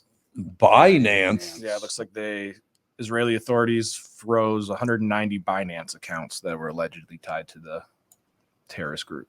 Yeah, digital currency wallets that Israeli authorities linked to the PIJ, as much as $93 million in crypto between August 21 and June of this year. So I still don't understand. Well, I suppose that people bought crypto, that money had to go somewhere. Yeah. So where did it go? I mean, who has that money? Yeah, I would assume it's essentially it's like a bank. So they're exchanging their whatever US dollars or whatever currency they're using into the crypto, and I guess that money's probably being invested or goes into somebody's pocket and pays their private jet. That's probably true. We have to take a break because we have the cryptocurrency expert. What's her name again? It's Krystin something? Crypto Bert. Crypto Bert. That's her name. Crypto Bert will join us right after this. This is the Tom Barnard Morning Show. It's Tommy B for Killebrew Root Beer and Cream Soda. Normally, I'd be saying the boys of summer are done and it's time for root beer floats with the kids after football or soccer practice. But with your Win Twins Minnesota Twins still in the playoffs, it might be time for some adult sweet beverages to cheer on our hometown team made with delicious gluten-free Killebrew Root Beer, of course. Might I recommend you consider this recipe for your Killebrew Root Beer Rum Creams. You just need 3 ingredients. It starts with black spiced rum, then add frothy cold Killebrew Root Beer next, a drop of Bailey's. Oh my gosh, you found October heaven in a glass. Whether you watch at home or at Target Field or just take it in the fall colors, try the root beer and cream soda my family absolutely loves. Killebrew. Head to killebrewrootbeer.com for your nearest store and pick up a 6-pack or a case. Herbie, you're up to bat. There's only one old-fashioned root beer that delivers that Hall of Fame taste to thirsty fans everywhere. Take it from me, Ken Herbeck, Killebrew. It's how memories are created and legends are made. In a world that's racing a mile a minute, a split-second distraction can change everything. I'm Mike Bryant from Bradshaw & Bryant. Every day we see too many people, heads buried in their phones, unaware of the dangers they're in. Texting and driving isn't just reckless, it's playing Russian roulette with your life and the lives of others. In just 4 seconds of distraction, you've driven the length of a football field. Is there any text message that's worth your life, that's worth the lives of others? I've been fighting for the rights of the injured for over 30 years, but I'd rather you never meet me in a courtroom. So hear me now. Stop texting and driving. Pay attention. Value your lives and the lives around you. And if you won't, know this. At Bradshaw & Bryant, we're relentless. We won't back down. We bring justice to those that need it. Find Bradshaw & Bryant, personal injury attorneys at minnesotapersonalinjury.com. With Mike Bryant on your side, seeking justice for the injured. Bradshaw & Bryant. Why should your business bank with North American Banking Company? Here's Landon and Gavin Miller of D&B Plating. I've always been impressed with their speed of answers to our questions, and that has allowed us to expand and capitalize on opportunities in the market. North American Banking Company has never made us feel like a number. They've always treated us as a partner. For more information about North American Banking Company, go to nabanco.com or stop by any one of their Twin Cities locations. Member FDIC, equal housing lender. Do you ever Google yourself? Are you happy with what you find? Or is it cringy? Are you a business owner or on your company's marketing team? How do you feel when you Google your own place? What do you see? A non-updated social media page you don't even remember making? Ads for your competitors? An old school website with outdated information? Hubbard Interactive can help. They can do it all for your business. They're a Google Premier partner, so they can use search engine optimization to get your click results higher. They can build a 21st century website for you that communicates all the right things all the best ways. They've got a photo and video department to make your business look sharp, plus social media, influencer marketing, podcasting, and more. All the things that will make you a lot happier next time you Google yourself. Here's a Google search that you'll find rewarding. Hubbard Interactive. You can see all the marketing tools they've used on hundreds of successful businesses, including an extensive gallery of the great work they could help your venture with. HubbardInteractive.com. Building campaigns that connect. And we are back, ladies and gentlemen. A little news, a little information. Is Krystin ready to go? Not quite yet. Yep. Oh, there she is. The crypto queen. The crypto queen. I don't have anything invested in crypto. Well, I don't either. I've never even seen a crypto coin or bill. Or I've never. Are they bills or are they coins? It's kind of the point, isn't it? Right. It's all online. You know, you don't like. Well, so there's nothing. No, yeah, there's no like little gold coin It's that all you line. Yeah. Yeah. Why would you ever invest in that? It's like a stock. If you've never, have you ever seen a stock before? Yes, I've held stocks in my hand. Oh, I suppose that's true. They do print them off. Well, they used to. Print them. They used to. I think also interesting, just ties to Hollywood with the FTX scandal and bankruptcy. You know, you see people like Tom Brady, Gisele Bündchen, they are all caught up in a couple of lawsuits because they were spokespeople for FTX. Oh, yeah. And they did a Super Bowl commercial that was pretty well promoted a few years ago. So they have a lot of litigation ahead of them. Are they going to get nailed for being a part of it? They could be because they were major spokes. And the thing with the cryptocurrency commercials and spokespeople, they were highly encouraging their followers. Kim Kardashian's another one, to invest, basically saying that this was a safe investment while not following FTC guidelines, saying, by the way, I'm being paid to tell you this, which you have to do. Even if you get like a free box of Cheerios, you have to let people know that this was gifted or that you were paid. Yep. And it's a really slippery slope with all of this. And to add to all of this, Ben McKenzie, who used to star in the OC, has been a huge critic of all the celebrities doing the cryptocurrency and promoting it. And he wrote a book on it, and he was like, told you, because he did a book like a year before the fall happened. And he was like, this was always going to happen. It was a house of cards. Unbelievable. So how did this get so huge? Did people think they were just, oh my God, we're just going to come in and become billionaires? Yeah, it was like I remember when it was brand new, it was like everybody invested in cryptocurrency, and it was like the trend of all trends. And it kind of dipped down, and then Dogecoin, I believe it was, like came back, and it kind of everything went up again. But yeah, it's crypto, I would say, is a very volatile investment. Extremely, yes. Not the wisest to get into, especially if you don't know what you're doing. So are there any non-scammers who made money from crypto, or are they all scam artists? I think some people were smart and like bought early, got out early as well, and did make some money. But a lot of people forgot their password, and you can't just like randomly access it. So that's what I did. You did? Did you forget your password? Yep. Do you know how much money you have tied up? I don't remember. This was like probably 15 years ago. I bought like, I don't know, $20 worth of it. The big dough.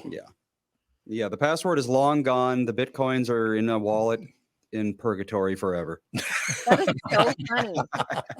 I would love to know what your $20 was worth, like at the height of the crypto craze. Yeah, I wonder. I also don't, because, right. Why dwell on it if I'm not ever going to see that money?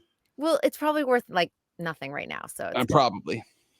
It's all true. It's like buying a beer at the Twins game. $20 gone in a minute. Oh, like they have the large like Trulies. Yeah, right. And it's $20. $20 for a beer. There's someone on TikTok who goes around the country, visits different ballparks, and at like Atlanta, you can buy a ton of food, like a ton, hot dogs and pretzels and beer and soda and popcorn, and it's like $20 for all of it. You go to any of like northern cities, Midwest, West Coast, it's like $80 to buy two things. There are some stadiums that are getting it right and still keeping the food affordable. Not many, though, I bet. Not many. I think that's where they make most of their money, similar to concessions at a movie theater. They can increase the price and make a huge amount of money and turn it around. And if you're hungry, you're going to buy something. You're going to buy that hot dog. You don't care if it's $15. Not like you can just leave and go down the street and get a cheeseburger and come back. No, that's not happening. Not convenient. Got a big game today at 3:07. You got your Minnesota Twins and your Houston Astros. 3:07?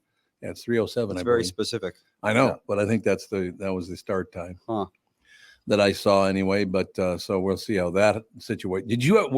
Are you a Red Sox fan? Yeah. As growing up, I was a Red Sox fan. I would imagine that's true. Well, you still follow them, don't you? No. Don't you really? I don't really follow baseball at all, to be honest. I've been to some Dodgers games. They were work-related situations where we had a suite, and I went to sit in the suite, not watch the game. I'm going to be honest. And that's the last time I went, which was probably 2016.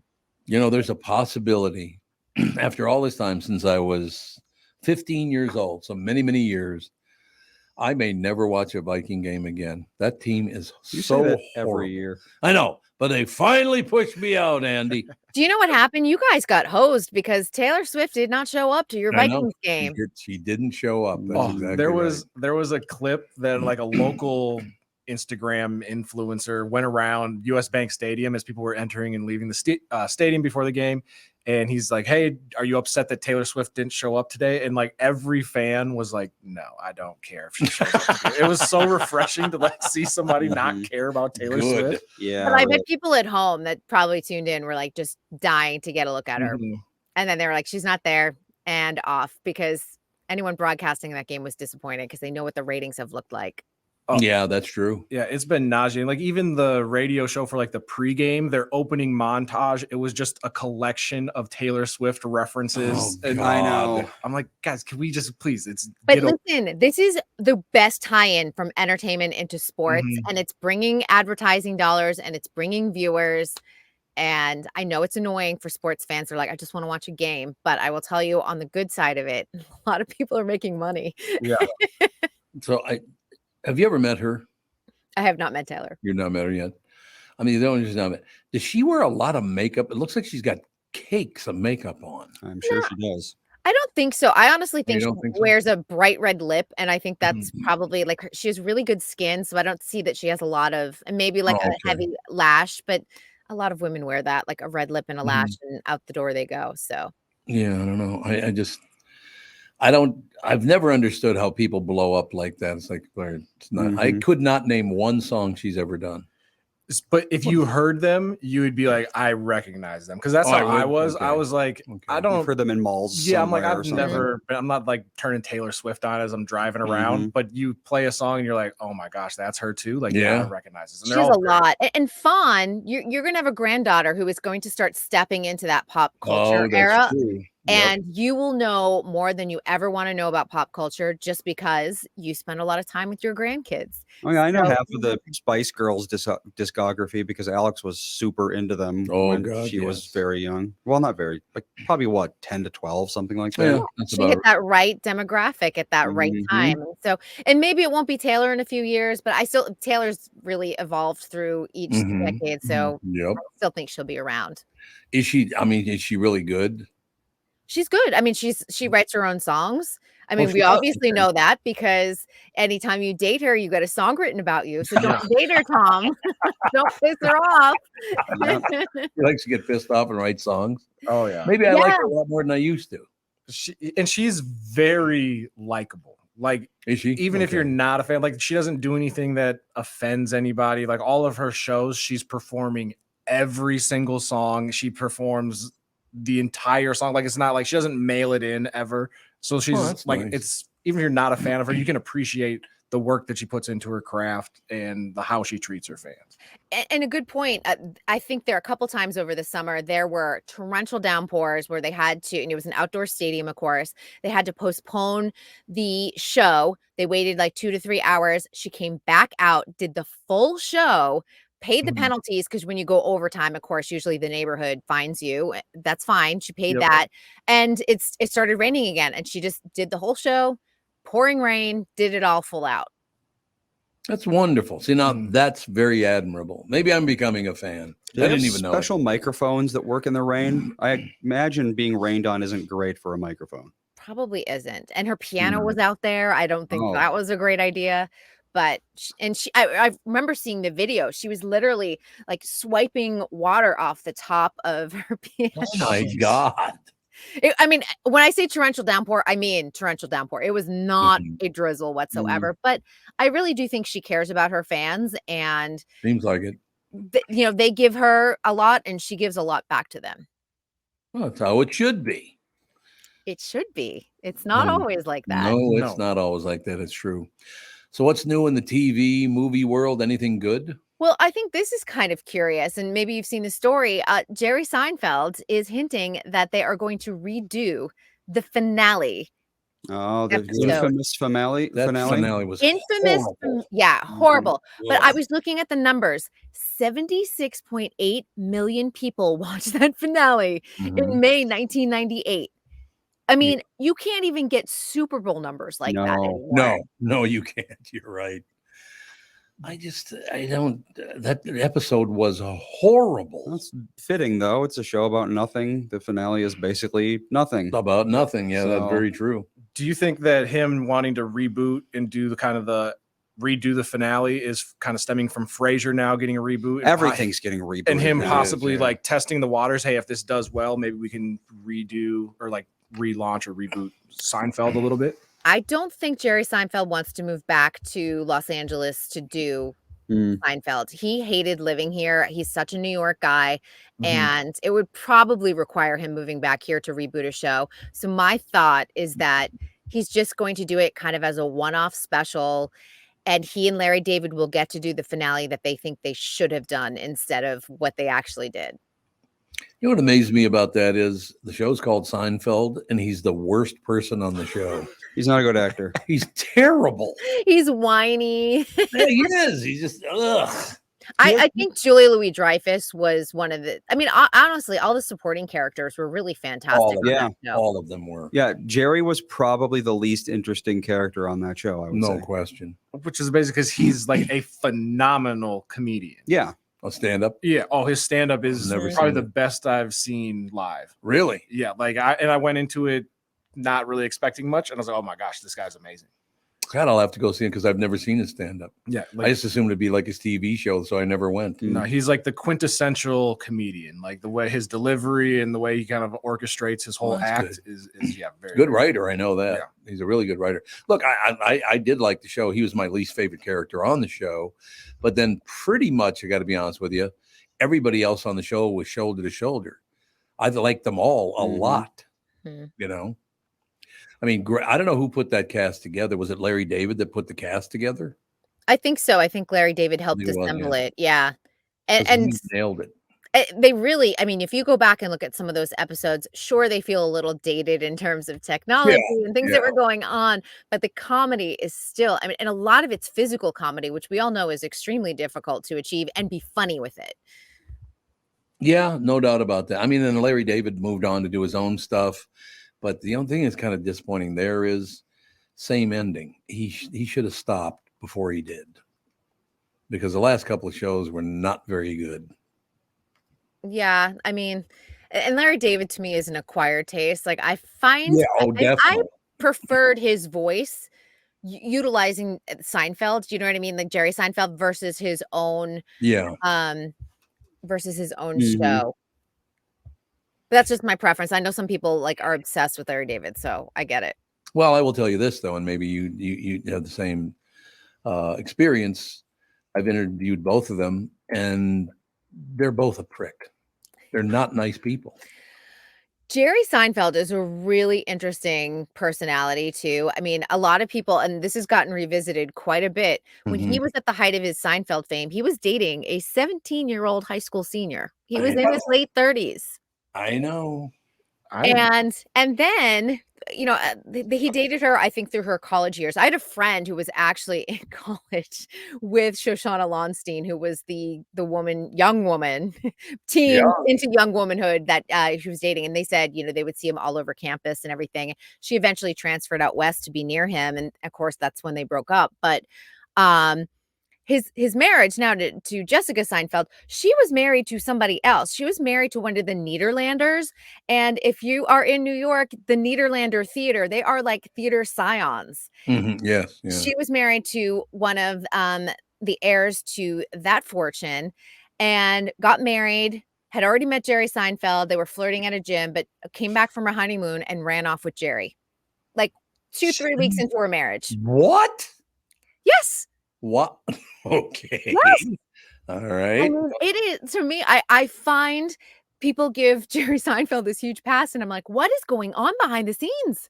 He's a terrible guy. He's not a nice man. So he's got an incredible PR team, because I have not heard any of this before. Oh, no, he's like the goofy comedy guy to us. And a lot of this happened in the 90s and I would say early aughts. So, you know, it was at a time when you're just like, oh, whatever, that's Hollywood. But if it happened in 2023, we'd be like, wait, what?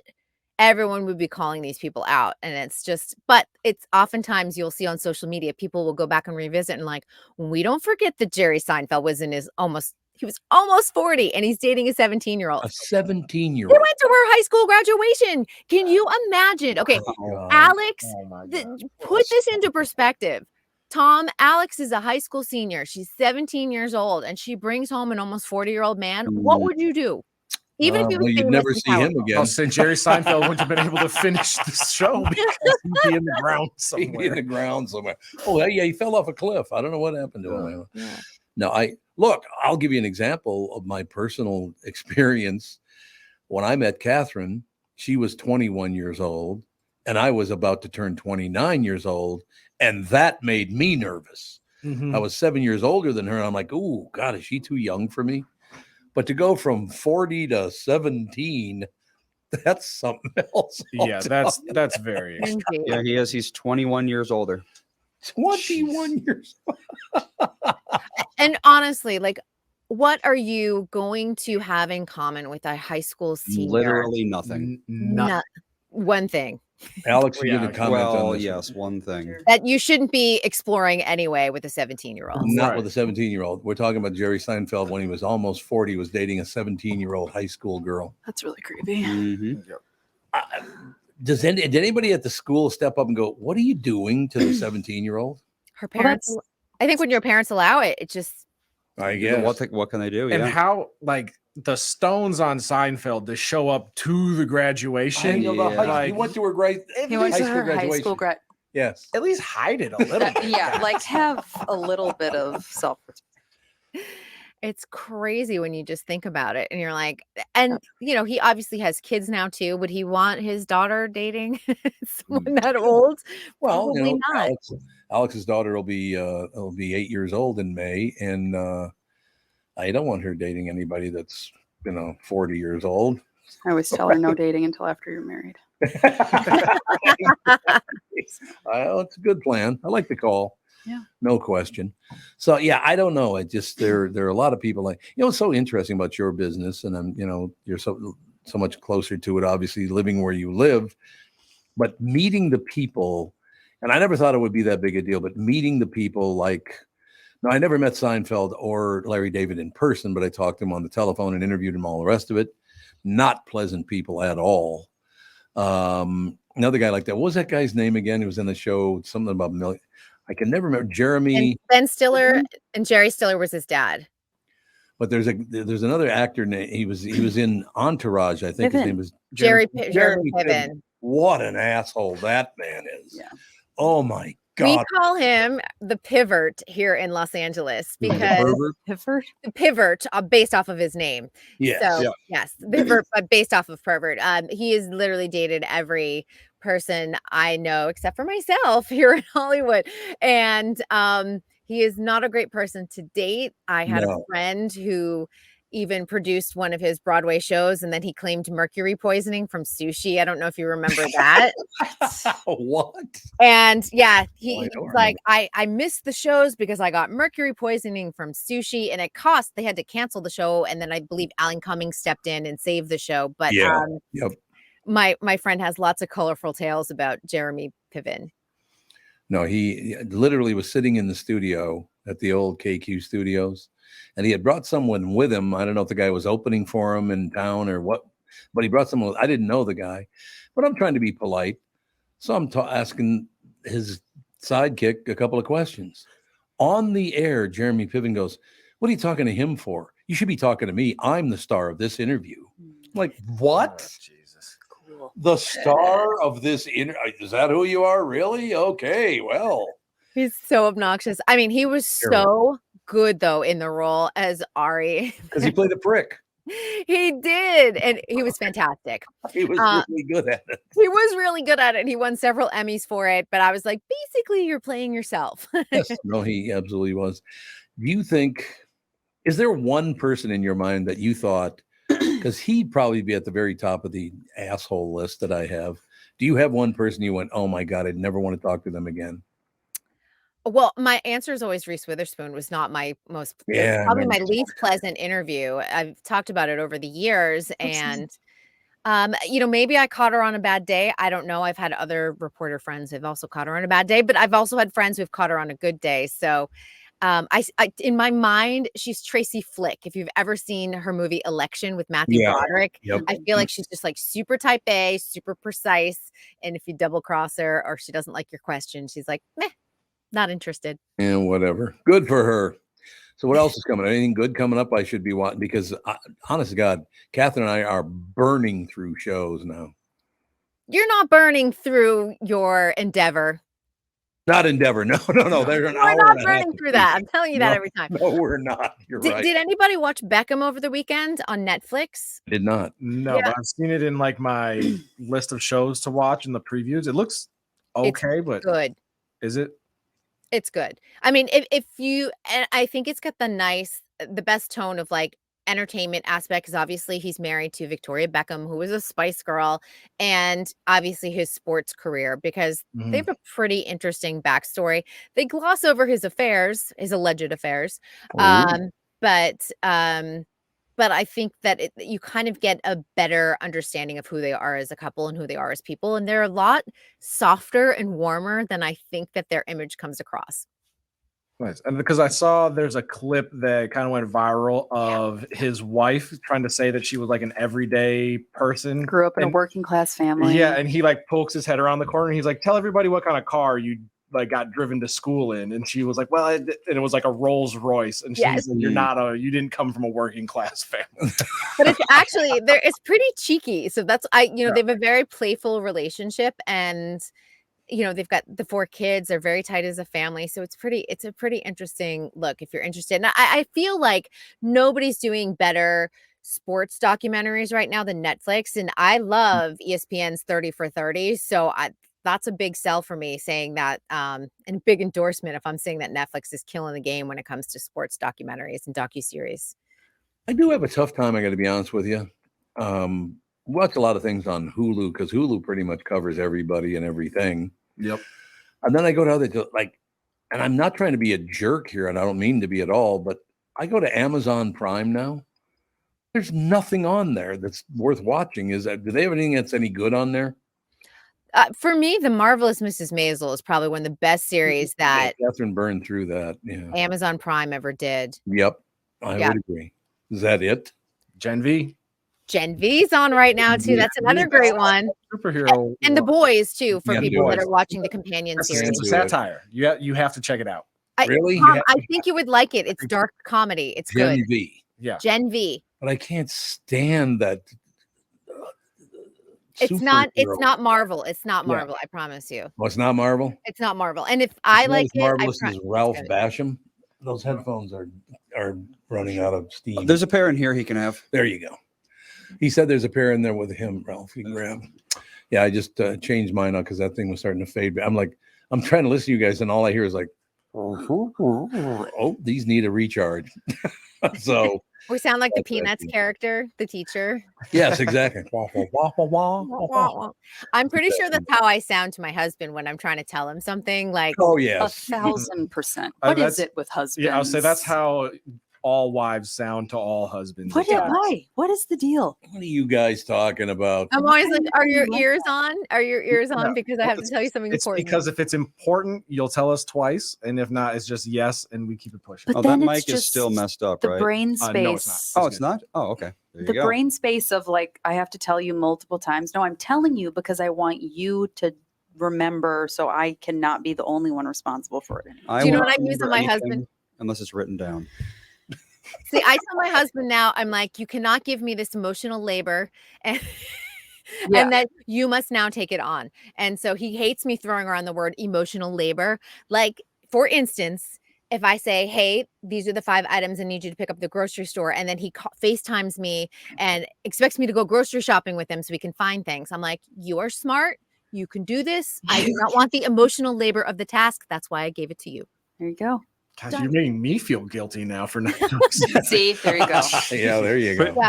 Because I don't want to go to Costco. I sent you to Costco. I hate Costco. I don't want to go to Costco either, believe me. I never want to go.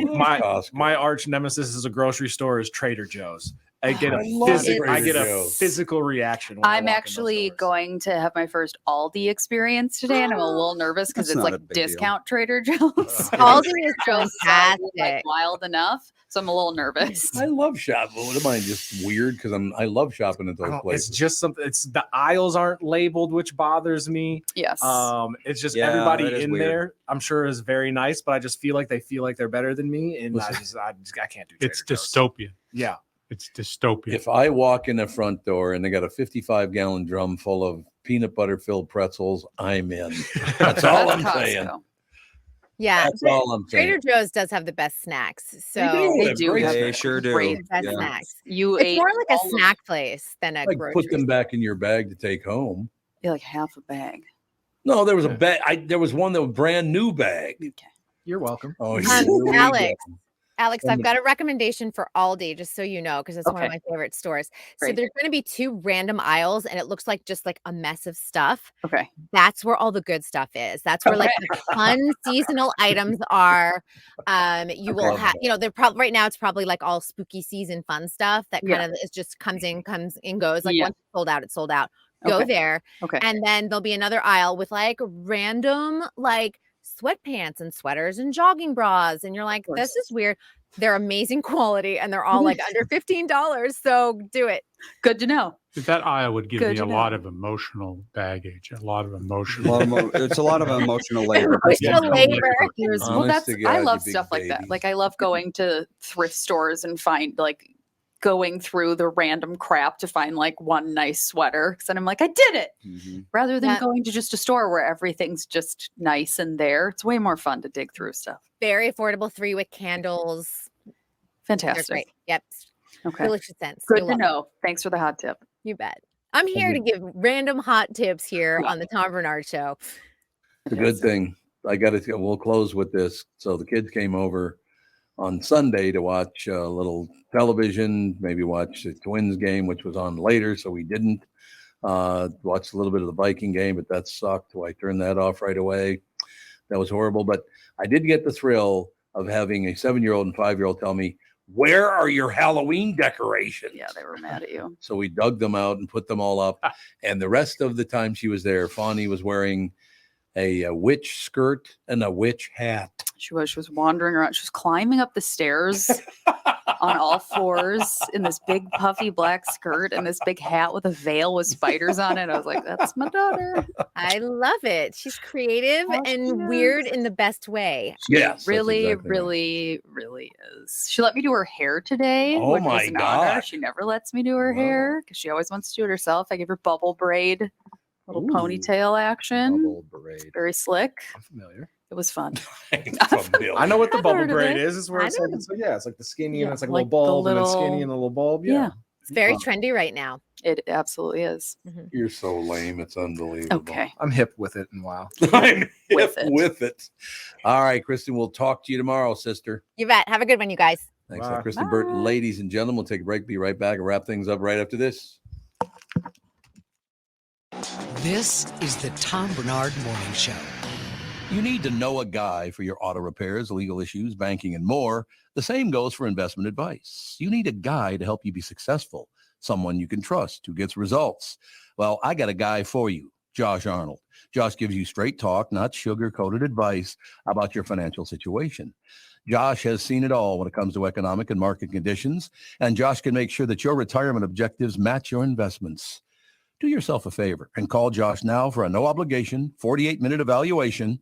You've got nothing to lose, and you'll get a different point of view for your investments. Call Josh at 952-925-5608. That is 952-925-5608. You'll be glad that you did, and tell him his guy, Tom, sent you. Investment services offered by Josh Arnold Investment Consultant LLC, a security investment advisor. Past performance is no guarantee of future results. All investments involve risk. All comments and opinions are Josh Arnold's and do not constitute investment advice. Tom Barnard is a paid endorser. Recently, Jim Paul of Valley Buick GMC was contacted by a company that does on-site sales. Jim was confused. Wait, they don't know anything about us, our staff, our reputation, most importantly, our customers. Hey, pal, no problem. We do them all over the country. Get the manager off the roof sale, inflatable gorilla sale, and our favorite, the 13-hour sale with a giant clock that goes to 13. Urgency, baby. We bring our crew because, well, your people are, let's just say, a little laid back. And the pricing? Nothing special, sport. But Jim thought we price competitively every day. Our prices are special. We definitely don't need these guys. But sale does convey some urgency, so we made a bold decision for his fine dealerships. Announcing the Valley Buick GMC 365-day sale. And we can even extend it a couple years or so. I got the air dancer guy, scratch offs, plastic keys, bubble machine. Valley Buick GMC in Apple Valley or Hastings or valleycardealers.com. Hurry.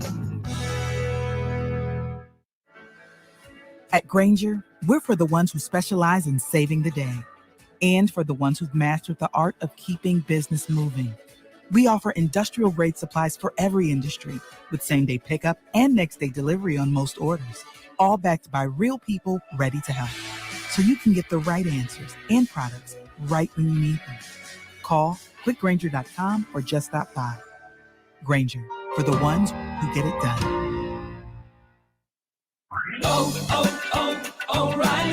O'Reilly Auto Parts' new Brake Best Select Pro brand raises the bar for the best aftermarket domestic brake pads and rotors available. For vehicle-specific friction formulations, Quiet-Tech noise-canceling shims, and stainless steel hardware, choose Brake Best Select Pro. Professional-grade brakes from the professional parts people at O'Reilly Auto Parts. O'Reilly Auto Parts. We are back, ladies and gentlemen. Wrap things up the last few minutes of the show here. Ralph Basham is in studio. Alex, of course. I like this, Alex. You do a half hour on this show, a half hour on the family show. You're good to go. I'm good to go. And You then I help enjoy that. grow the minds of America. Oh, that's what The you do? youth of today. I did not know that. I do. Hey, I actually help them learn. It's wild. You do? Well, yes, helping them learn is not a bad thing. There's no question about it. So fun. Anything top of mind we should be covering in the last few minutes here? The last few minutes. There's only 6 minutes left in the show. Only happy things on there. Yeah. We were watching speaking of unhappy thing, we were watching the coverage of the Middle East. What a mess. What I can't believe is that the United States government is being interviewed. The representative being interviewed on national television. We didn't see this coming. Oh, yes, you did. You lying sacks. You knew this was going to happen. Oh, sooner or later. What a sad situation that's so troubled, and people can't really reflect and try to live in peace and put bygones be bygones. They're just bitter about so many things. And is this a religious thing? Is it a cultural thing? Is it a skin color thing? What is it? All of it. It's all of it, isn't it? All of it. You're totally different than me, therefore I hate you. Yeah. I've said that to Tevin. I was being serious. That's right, at the time. Well, it's tribalism. I mean, you like to be around people who look like you and have the same customs and dress like you. Nothing wrong with that. Yeah, I mean, yes, but also like I think that just because somebody's different that lives next door, like mind your business. You shouldn't have to go over there and knock on their door and no, burn them to the ground. Absolutely. Just let people be. Let people be. It would be nice. I will never forget when we lived at 914 14th Avenue North, and I can give that address because there's not a house there anymore. It's an empty lot now. Matter of fact, the whole block is an empty lot. They tore down every house on that block. Ooh. Pretty amazing. But as you looked at our house, to our left on the corner was this nice house, a stucco house, and a black man in America today lived in that house. And I remember walking past his house as a little boy, like 6 years old, something like that. And he had a purple Christmas tree in the window. And I'm staring at him like, oh my God, look at that. He's got a purple Christmas tree. All of a sudden behind me, I hear, hey kid, what are you looking at? I'm like, whoops.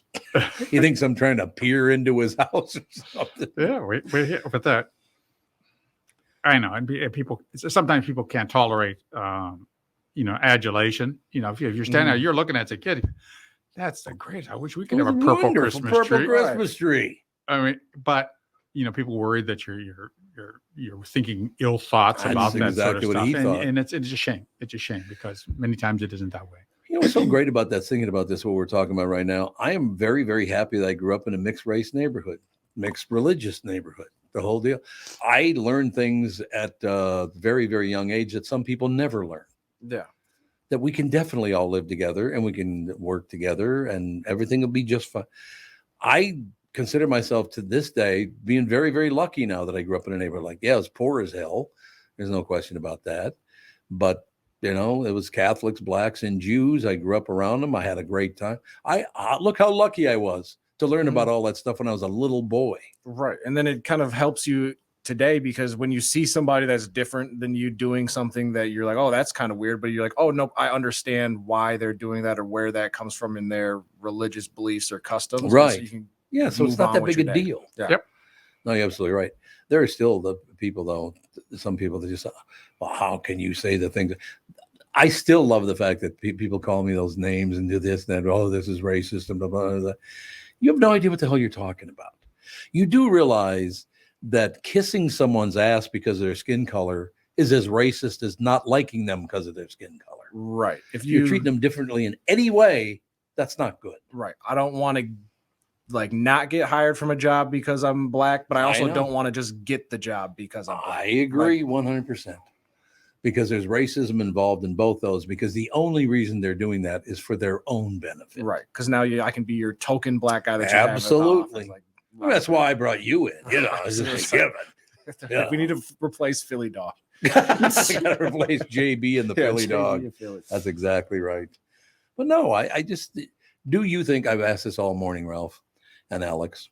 Oh boy. And I suppose Andy got here too, just about an hour ago, something like that. But do you think we will ever get to the point where maybe even on a semi-fictitious level we'll ever get along? No. Or it's not going to happen, is it? No, it's not going to happen. It's when has it ever happened? It hasn't. That's why I'm because asking there that are question. there are actual injustices and perceived injustices, one group against another. Always. And you can't say I'm sorry enough, or you can't say I wish that didn't happen enough. And people don't want to let bygones be bygones. It's coming back up in Serbia and in that area. Yeah, the same thing. The Balkan states all hate each other. They're fussing over things. You know, maybe multicultural countries don't work. I don't know. Yeah, seems that way. Just remember the great comment. We'll take the blacks and the Chinese, but we don't want the Irish, which I think is one of the greatest lines of all time. That was Mel Brooks came up with that great one. We don't want the Irish. Yeah. Sorry. Well, it seems like a good enough place to wrap it up. There you go, the ladies and next gentlemen. show. Time to get out. All right. We'll be back in 5 minutes. Family Show up next.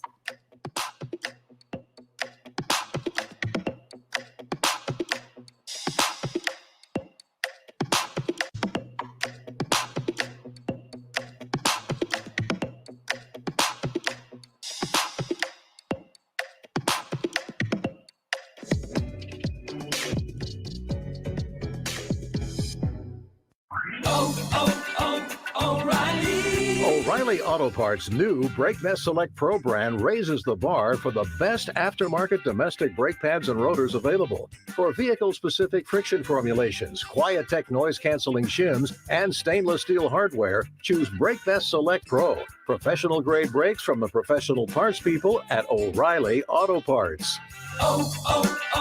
O'Reilly Auto Parts. Major phone carriers make you sign contracts with rigid data plans to trap you into a kind of forced phonogamy.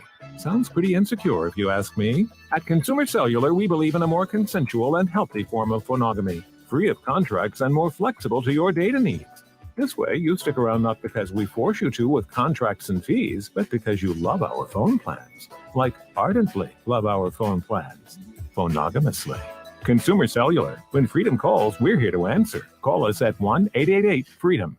Stuck in that endless loop of deciding what to watch next? I want to be free. Pluto TV has over 250 channels dedicated to every genre in entertainment, all for free. Pluto TV is TV the way it should be. Pluto TV. Stream now, paying never. Your family is your legacy. Planning for a natural disaster will make sure you're all safe. Visit ready.gov/plan today for the tools and tips you need to protect that legacy.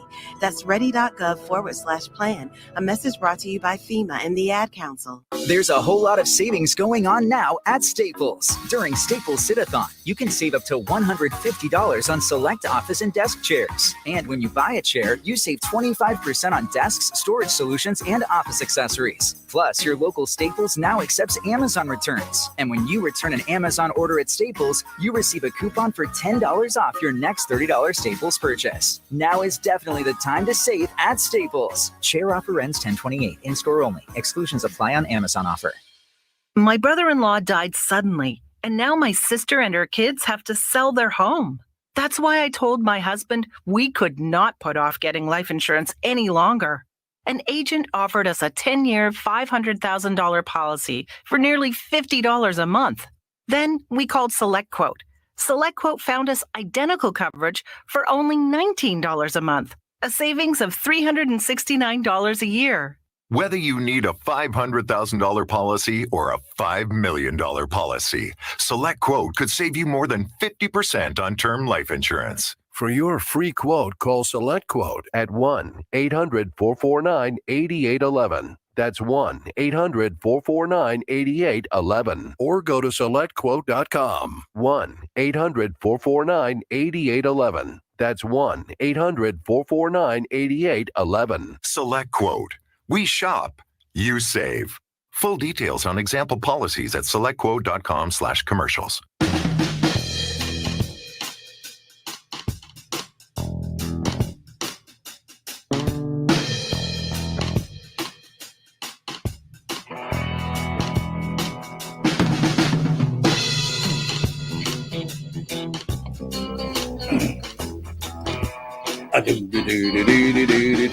We're rocking out, man. We sure are. Kind of a loping rocking out. Add to stage. Turn on mic. Turn on mic. Acknowledge my presence. There you go. There's Nana. Got to get Timmy Lammers up there too. Except I can't hear anything. I can't hear you. There's Timmy. Oh, there I am. Oh, there's everybody. We got everybody There's up there. everybody. Heyo. Okay, since we have 7 people up there, 6 people other than me, I'm going to go through the list and find out. Like, I want to be like Hamas and find out who I hate and attack. Don't even, okay. I am just so sick about this. You know, Joyce, my bestie forever, she's Jewish, and her cousin is over there. Oh, God. Yeah. Fighting. He's like, I don't know, an Israeli reservist. Yeah, he's called up. Yep, he got 300,000. called up. Yeah, I'm not happy about this at all. No, I can Makes me understand so that. sick. I can understand that. Yeah. No question. Timmy Lammers also with us. How you doing, Timmy? I'm good. And I echo Catherine's sentiment. I mean, it's just unbelievable what's going on over there. And you know, you hear different things about how bad it's getting with these hostages. It's my God. Oh God, yeah. Well, they took a ton of hostages because they don't want to be carpet bombed. They don't. Yep. Yeah, that's the only reason why they do that is they shield themselves always with hostages. Yet you have certain people in the House of Representatives and all that stuff that aren't condemning things and online too. That's stay away from it. Stay away from Twitter because people will try to defend what Hamas did, and it is insanity. Well, why are they defending what Hamas did? Yeah. Well, because people are on. I mean, okay, everybody is at fault. There are problems over there. I agree. You know, the Palestinians are basically prisoners in the Gaza Strip. And I understand, but this goes back so long. Yes, it does. Somebody has to find some way of moving forward instead of constantly living in the past. They just have to. Otherwise, this is just going to be it forever. Well, you knew as soon as we, and by the way, they are now, and Kevin pointed this out to me this morning, they're now trying to deny that Biden ever gave Iran $6 billion. Well, that's what they do. That's just what they do. It They never just happened. make You more made that up. lies. Yeah, they're saying it was like a photoshopped memo where it was really to give 400 million to the Ukraine, and then somebody got a hold of it and made it look like it's 6 billion to Iran. Well, wasn't the 6 billion, and I thought 8 billion, but when you get into the billions, it's like, but isn't it? I thought that was frozen assets, and they released it. Yeah, They released it. So they promised they weren't going to, attack anybody. Yeah. Well, they didn't keep their promise. They did not. And no. What are you going to do? Do you think, now I'm going to very, very quickly take this toll. You don't have to be part of it if you don't want, or poll, not toll. But in any case, I believe, now Switzerland's a wonderful country. There's no question about it. Because they stay out of it. The best. Stay out of Mind everything. their business. And they also Stay have out of tons and tons of money, so they're not bitching about money all the time. And they're homogeneous. Yeah, they are. Yes, they are indeed. Do you think that America is the best place to live in the world? Because I do. I absolutely. Well, Switzerland's great. I loved England, and matter of fact, Western Europe is nice, but they're having their problems now too. Mm-hmm. So, is there a better place to live in America than in America? I mean,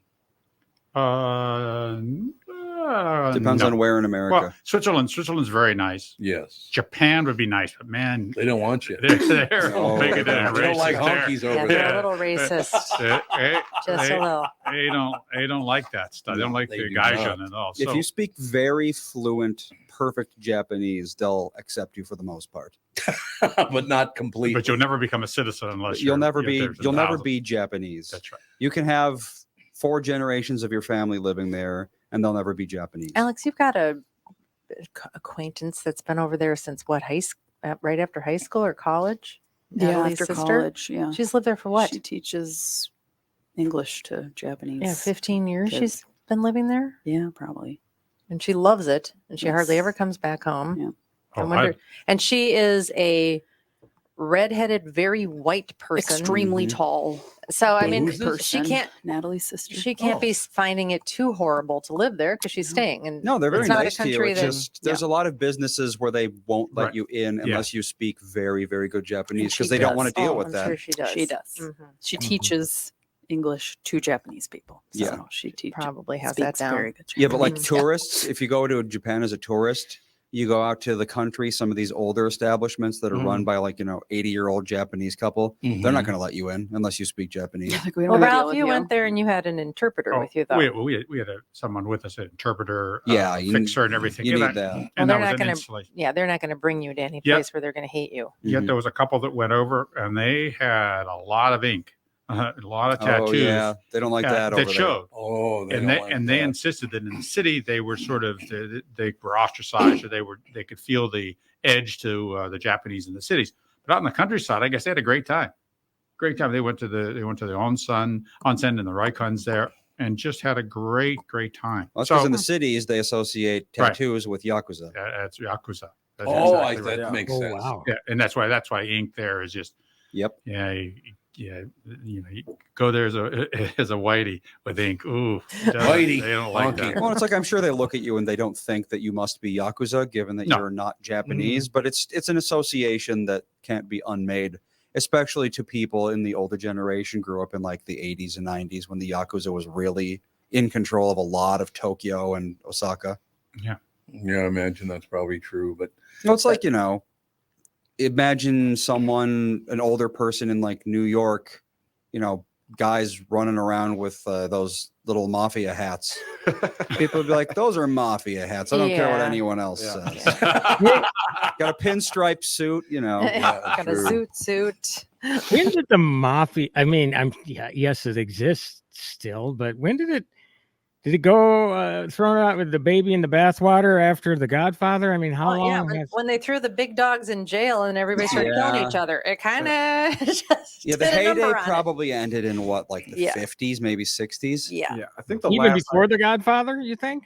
I think so. Oh, though the Godfather was set in the 40s and 50s, wasn't it? The peak of the mafia, 40s and 50s, somewhat in the 60s. In the 1970, the RICO Act apparently really took them out. Yeah, the last I heard of the mob over in New York or New Jersey was they built the American Dream Mall out there, and it took an extremely long time because the mob kept stealing equipment, and they were digging up because it was built in kind of a swampy area. So as they were digging up earth, they'd find dead bodies and have to shut down construction and figure out what was going on. And with that, Tevin, I want to know where John Gotti is buried. Yeah. John Gotti. I think at this point, John Gotti isn't buried. He's become Earth. Yeah, exactly. Yeah, he was ground up in a beef plant. That too. And they just put him in with the meat, or put him in with the pigs. But the pigs eat him. I don't know. Yeah. That was an amazing. There was that 1982 when that attack at the restaurant.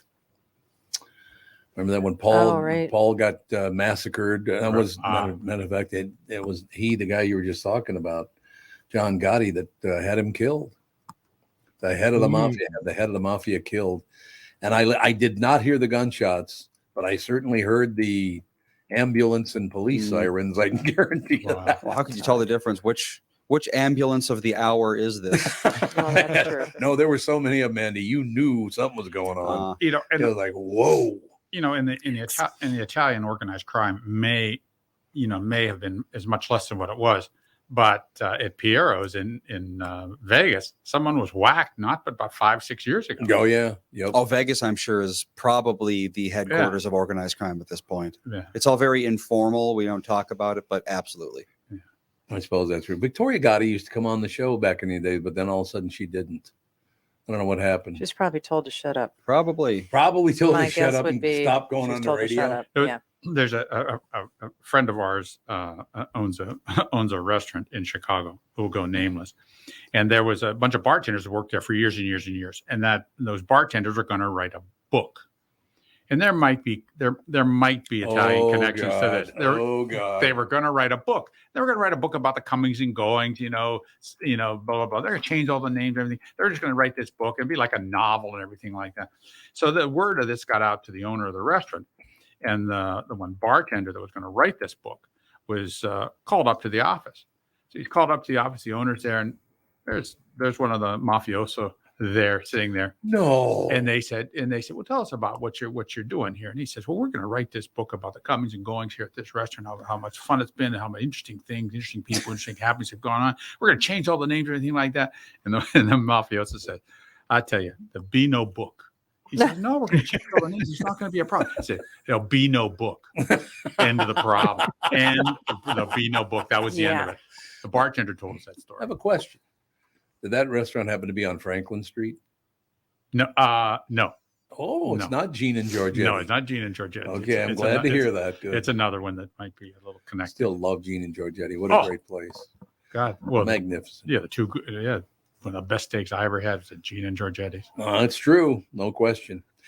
So, Timmy, what's going on in the entertainment world, Pally?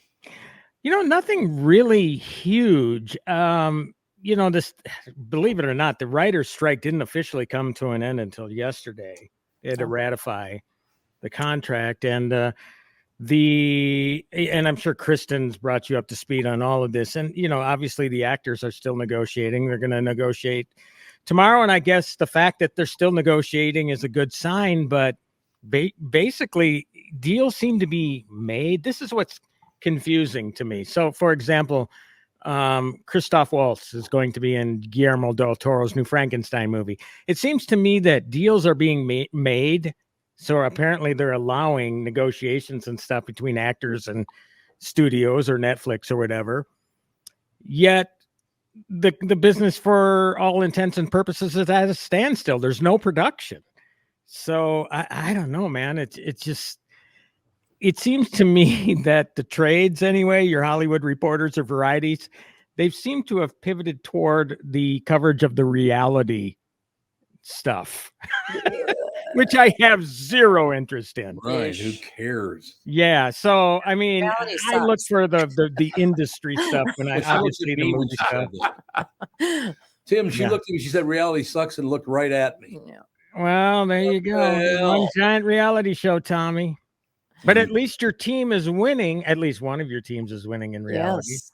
Tonight's the night, baby, or this afternoon, I should say. Will this be the third win? Second win. win. This would if be they the win. second. Yep. Okay. They And need- if you notice, advantage though. I mean, home. I'm wearing the St. Paul Saints hat. Tommy's wearing the Twins, but I'm doing this because since I started wearing this, the Twins have been winning. So don't take Keep that them thing up. off. Yeah, Catherine's right. Don't take Don't it take off. a shower. Don't take Nope. that off, or shower with the hat on. Don't take it off. is that what Tommy's doing? No shower, hat on. Oh, I did take Yeah, a shower. I it's got my been hair rough. cut yesterday. I'm very It's excited. just Wow. It has nothing to do with sports. Other than that, as you know, I endured Exorcist Believer. Endured, so not Oh, good. endured? Oh no. Yeah, because Alex, I've explained this before, I'm sure, but that first movie terrified me so much. Saw it once, the edited version. Yeah. I was not looking forward to this, but then you realize when you're in a movie and 50 years has gone by since that film, that you kind of become desensitized to this whole demon possession movie thing. So it did remind me a lot of that original. And I will say, I think there are some genuinely scary parts in this new movie, but it doesn't come close to the original. Nothing ever will. No. So, but it made 28 mil, I think, on a $30 million budget. But the dirty little secret behind that is Universal, in all their wisdom, paid $400 million for the rights to The Exorcist. Oh, God. That was not smart. $400 million. With the whole idea that they're going to make this a trilogy. Well, even before the film came out in theaters, the word was that the trilogy would be finished out on the Peacock network, which is a Universal streaming service. So my question is, okay, you pay $400 million. You're hoping to make a lot of money back on your theatrical. Of course, you got to cover your production budget and marketing. But on top of that, are you honestly expecting to make hundreds of millions of dollars alone on people subscribing to Peacock? Yeah. No, there's no way. Watch The Exorcist 2 and 3. No. What a stupid ass business decision that was. Who's in charge there? I don't know. They're probably not in charge today. Probably were out the door yesterday. I used to have a job. Must have been a former government official. What money? My God. Yeah, I mean, look, you can see why Disney bought Star Wars for $4 billion. They bought Marvel for the same amount, I think. You know, they're going to be pumping out Star Wars movies and Marvel movies to the end of time. But Marvel and Star Wars, it makes sense because you can make anything out of those things. You could make TV shows, you can make movies, video games, toys, graphic novels, comic, anything you want, you can make out of those things. And all ages. Exactly. Too. And it appeals to everyone. But The Exorcist, it's like, you're going to make an Exorcist ride at Universal Studios? I don't think so. Exorcist toys. Exorcist dolls. Yeah, an Exorcist doll where the head spins around. Exorcist video game where you go around exorcising demons. Yeah, actually, that sounds kind I of can see where that would actually be. I play that video game. You don't launch your franchise until the first movie comes out. Yeah, until it's you don't launch it and then see if people actually give a crap. Well, and how do you? I mean, you can't. There's lots of shows about exorcisms. How is this related? Well, that's what to Tim was saying. It's like it's kind of a diluted market at this point. In the 70s, it was like a brand new concept, but now it's like you already got what's his name, Clementine or whatever. What's his name? Clementine. You know, I don't even know where you're headed. It's a show that Dad watched. It's about like a guy who goes around exorcising demons. Clementine. Someone in the chat will know what I'm talking about. I have no idea what you're talking about. Exorcising demons. Oh, the one that we stopped watching. Oh, you didn't like it? Well, it just got repetitive. Constantine? Yeah. We never watched Constantine. Yeah, I'm pretty sure you did. Yeah. I don't remember watching that show. Wasn't that with Keanu Reeves? Keanu Reeves. I never watched that. You didn't? No. Okay. I must have watched it in my I don't know what you dreams. guys are talking about. Constantine does not have Keanu Reeves. Oh, so he was in the movie then. Yeah, it's a film. Matt Ryan. Yeah, there's the movie, and then there was a TV show. Oh, okay. Yeah, I never saw. But yeah, like demon hunting and that sort of stuff. Yeah. It's not. That's kind of been done. To It's death. not unique anymore at all. No. It's like The Exorcist opened the door for all of these movies. Yes, exactly. And then now it's like it's a dime it's a done dozen. it's done its job. It was unique for the time, but what does it have today Right. that it not everything else? Yeah, has? and the cool graphics of some sort of demon whizzing around, doing Whizzing stuff around. Literally. Demons whizzing It's just around. not. And the other part of the It's been done. secularization of America, where people that go too. to church less and less, or there's Mhm. less Yeah. of a religious fervor amongst a lot of people. Well, okay, so now this is it. Yeah. Yep. I don't know. I don't know. There's a lot of things going against that. Andy Timmy dropped off. Oh, Yeah. Yeah, he's I don't know Oh, why. Tim. Timmy, He'll rejoin if he Where can. have you been? Timmy, where are you, Timmy? What movie was Okay. that? Timmy, why do you treat I me think like that this, was The Timmy? Exorcist, Oh, I wasn't think it it? was The Exorcist. I think Yeah. you're right. When he Timmy. comes back, I'll put him in. Maybe his internet went down. Who Sounds, knows? yeah, that's a possibility. That's true. So what else? Anything else going on in the entertainment world we should know about? Well, we're also in tune with it. Well, yeah, that's we're what I was definitely thinking. the crew to ask. Work my sources. The Google. entertainment now, the World Series, it's sports. This is really the Yeah, entertainment right now, now. with Yeah, that is because it's the women's NBA is wrapping up their that's being played. Football You got the World season. Series. with football starting. NBA is starting to gear up, and hockey just sort of this is How are the right Lynx now. doing? I don't Well, have the a Lynx clue. we're They're not usually... great this year. Oh, No, unfortunately, no. Right now, I think it's the Las Vegas Aces and the Liberty. I think we're New York. Yep. That are. I think they had game 1 yesterday. What does the Mafia run that outfit? New York and Vegas? Really? Really? That's who wins? Interesting. Maybe they do. Interesting. How did that happen? As soon as it got big enough, they Very wanted a piece. They wanted All a of a sudden, piece. yes. It's good. Hey, I still am adjusting it to the Las Vegas Raiders. Oh yeah, well, like I don't understand. the That Las doesn't make any Vegas sense. Raiders. Who else? The Rams. Like they still get the called Rams, St. Louis, or the Chargers still get called San Diego. Yeah, they as do. well, so. It's true. And Oakland Athletics, they're moving to Vegas. It's I guess the votes comes in November. Oh, they're moving to Vegas too, along with the Raiders. Who's moving to the Vegas? Oakland Athletics? I don't know. Well, The they're Oakland the A's, baseball, the A's. baseball The team. A's. The A's. And it shows you like how much money controls everything. Because yeah. originally sports wanted to stay away from Vegas because it's too much gambling and integrity of the game. And now they realize how much money Vegas is making off of their sport. And they're like, you know what? Let's dip our toe in the market. And they're building. One of the investors, the name escapes me. They've committed $10 billion private money, $10 billion on the south end of the strip to build a $10 billion casino sports area with the NBA arena ready for that team when it shows up because they know it's coming. Yeah. Wow. Well, there's I think it's billion. the Cirque out there that has like this. It's called Stadium Swim, where it's just like a rooftop pool, and it's got like huge screens so you can watch all the games. I'm like, yes, they're that's all in. gross. It's amazing. That's gross, man. Everybody there, all those guys in there in the pool drinking beer, not getting out. No, that is no thank you. That's a soup I don't want to be in. We have Tim back on the phone. He's on the phone. You know what? We started talking about the devil and it possessed my computer. What happens? This is what happens. I'm going to freeze you. I knew it. So Had to be something like that. the devil froze my computer. I'm about to reboot it.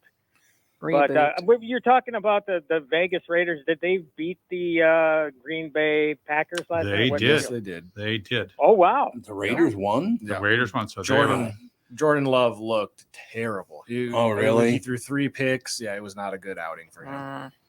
But since it was in Vegas, was the fix in? I don't know. God, that means the entire NFC North sucks. Well, none of them except for the Lions. The Lions are the best. That's right. The Lions are good. Are they the only ones with a winning schedule? Yeah. A winning record? Yep. And they sucked for what, like 70 years? Yeah. That might even be cutting it a little short. So they're worse than us? No, they were. No, the Bears are probably worse than us.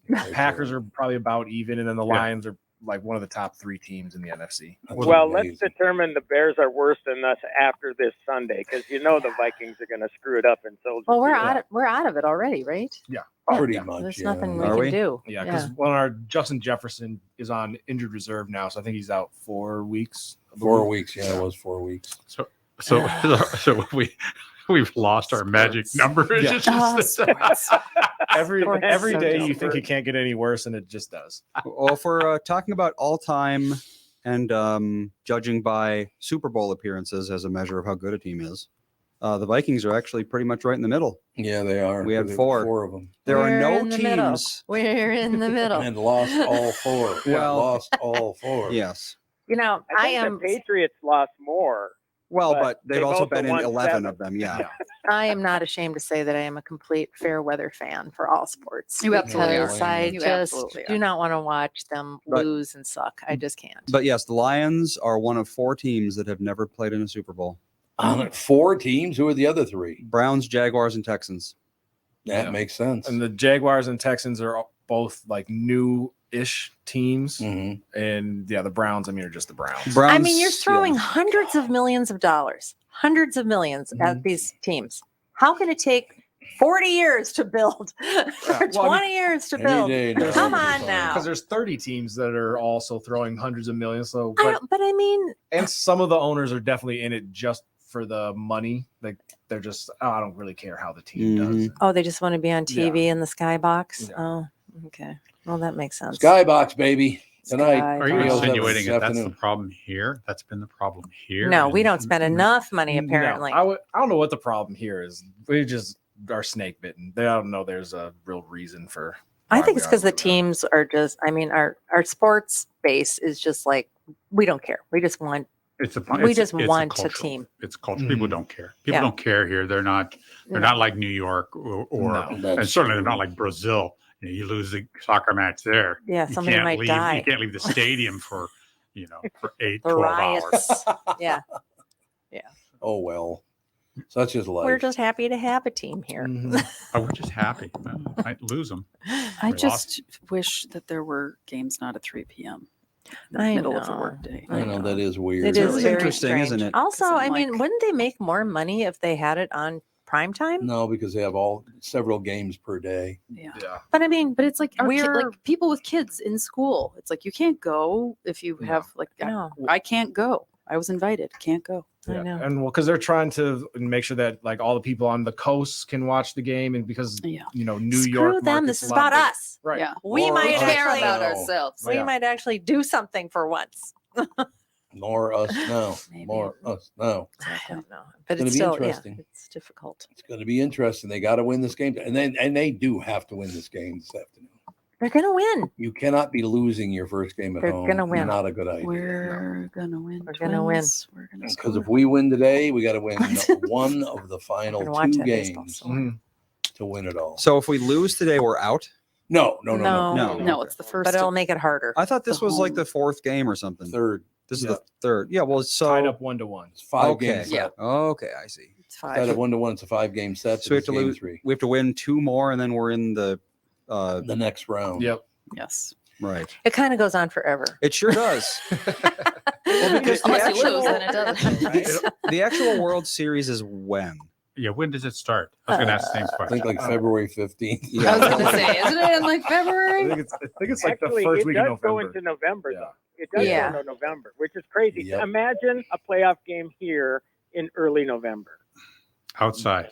Yeah, it Oh, starts I used to go to October one. 27th and goes to November 3rd. I was World at Series starts on the 27th, I just said that. but then it goes until November 4th. I The just World Series starts on actually the 27th of October. Okay, It so goes- if anybody was That's gonna wondering be tough. when it It's gonna be Is started, that tough. the 27th of It would October when it be- starts? Well, when Yes. other people Okay. start saying sports words, I just tune it out because I don't know what it is. why even So talk?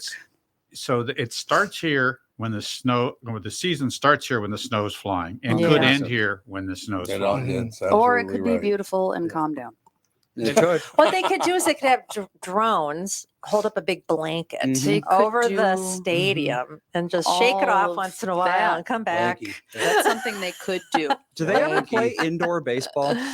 They did here for 30 Oh, that's true. years. We had Yeah, the Metrodome, didn't yeah. we? And they The have Metrodome, in the ish. Brewer Stadium that they have a retractable Yeah. roof. But it's like not really a thing, is It's it kind anymore? of, No. but those retractable roofs, they kind of open up a bit. It's not Yeah, like this it's one- more not like like- you're outside. Yeah. It's sort of like a The Viking moon Stadium, roof it's like kind of really thing. big doors. Yeah. Like Mhm. it's not even Yeah. anything. Mm. Beautiful stadium out It is. inside. The outside's hideous. I don't know why you hate it so much. I know. It's the ugliest stadium I've ever I seen. think it's on the amazing. outside. It's The Inside. a Inside's sports beautiful. stadium. Like, what are you going to do with I'm a a giant? connoisseur They of tried to make it architecture. look like a big Is- ship, and it doesn't look anything like a ship. All right. Speaking Oh, of oh, ship, that- I oh, got to that's- ship out of here. Yeah, you got to ship. See you out. later. True. You're talking about the Vikings. Yeah. Oh, that thing looks like the Jawas. The Sandcrawler? Yeah, It Sandcrawler does. from the It Star does. Wars. It does. There's no. It's hideous.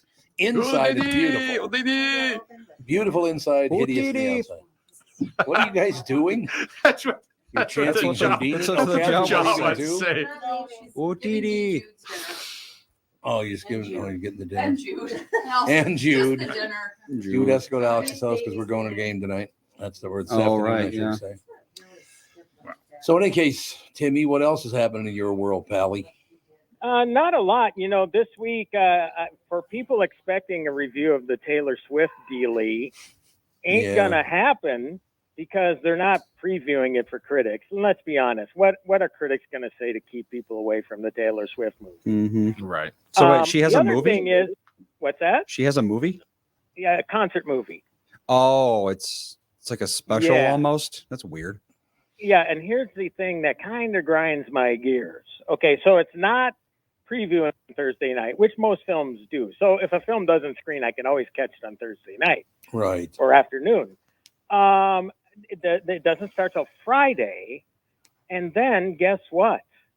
All of the tickets are, even matinees for adults, are $22 with tax included. 1989 because that was the name of her big album or whatever.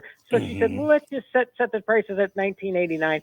So $22. That's like twice as much as you'd pay for a normal movie ticket. So people are buying them. I know. But, It's so dumb. you know, it's kind of like gouging, isn't it? Don't you think? Yeah. No, Yeah, what do you mean? She's only worth a few $100 million. Right. Well, it's gouging disguised as promotion because she has hit songs called 22. So, oh yeah, tickets are $22. Isn't that cute? Oh, like you're saying, the God. 1989. Yeah. How about do gas pricing? It's $198.9. So there you go. So people are paying for an advertisement. I know, really. That's basically what it is, This isn't is it? an advertisement for her concerts. It's a bizarre. Well, and the other thing is, you know, I talked about the Exorcist paying $400 million, Universal for the Exorcist, $400 million. There's what kind of investment is this movie? There's no production. Yes, there are production costs to make a film, any sort of film, a concert film, but it's nothing like a regular theatrical film. So they're going to be making money hand over fist. Now, here's the thing. I am not putting this one on the theaters because they have to rent this movie from Taylor Swift's people. Okay. So they just have to set their prices accordingly. Otherwise, they're not going to make anything. So that's why it's so damn much money.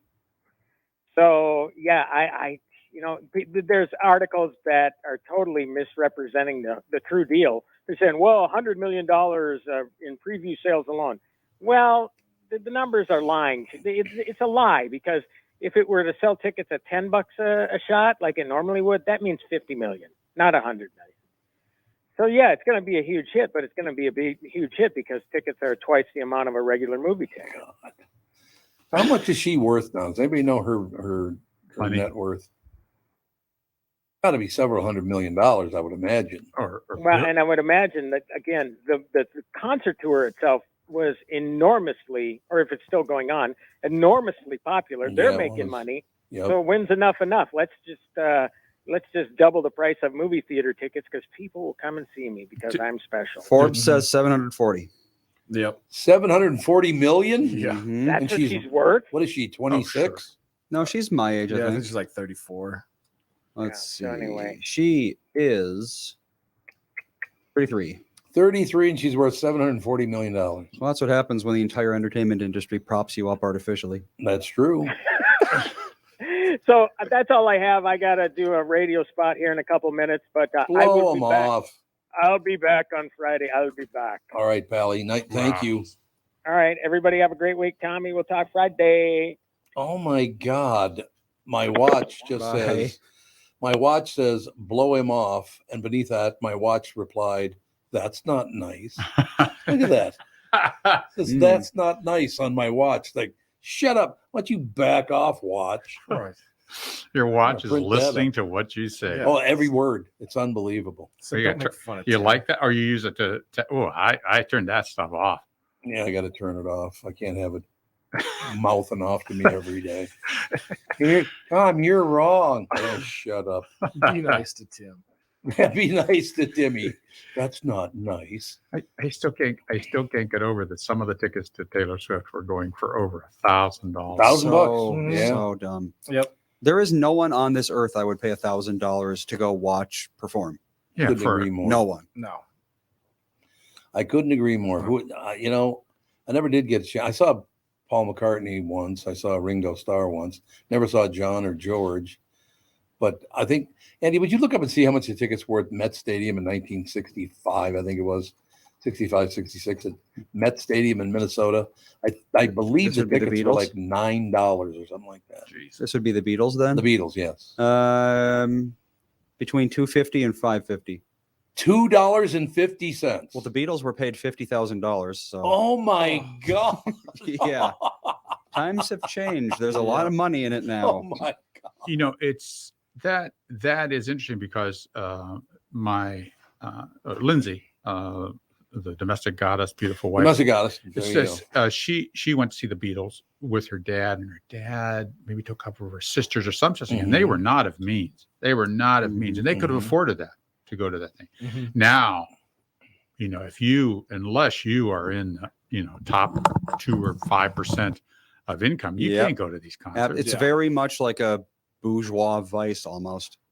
Yeah, because I mean, some of these tickets are now $1,000, $2,000. $1,000. If you're paying $1,000 for a show, then you are absolutely flaunting your wealth. A friend of mine asked me if I wanted to go to a concert. It was $1,000 just for me. Yep. Because they were renting a suite. I'm like, I'm not paying $1,000 to anybody. What concert?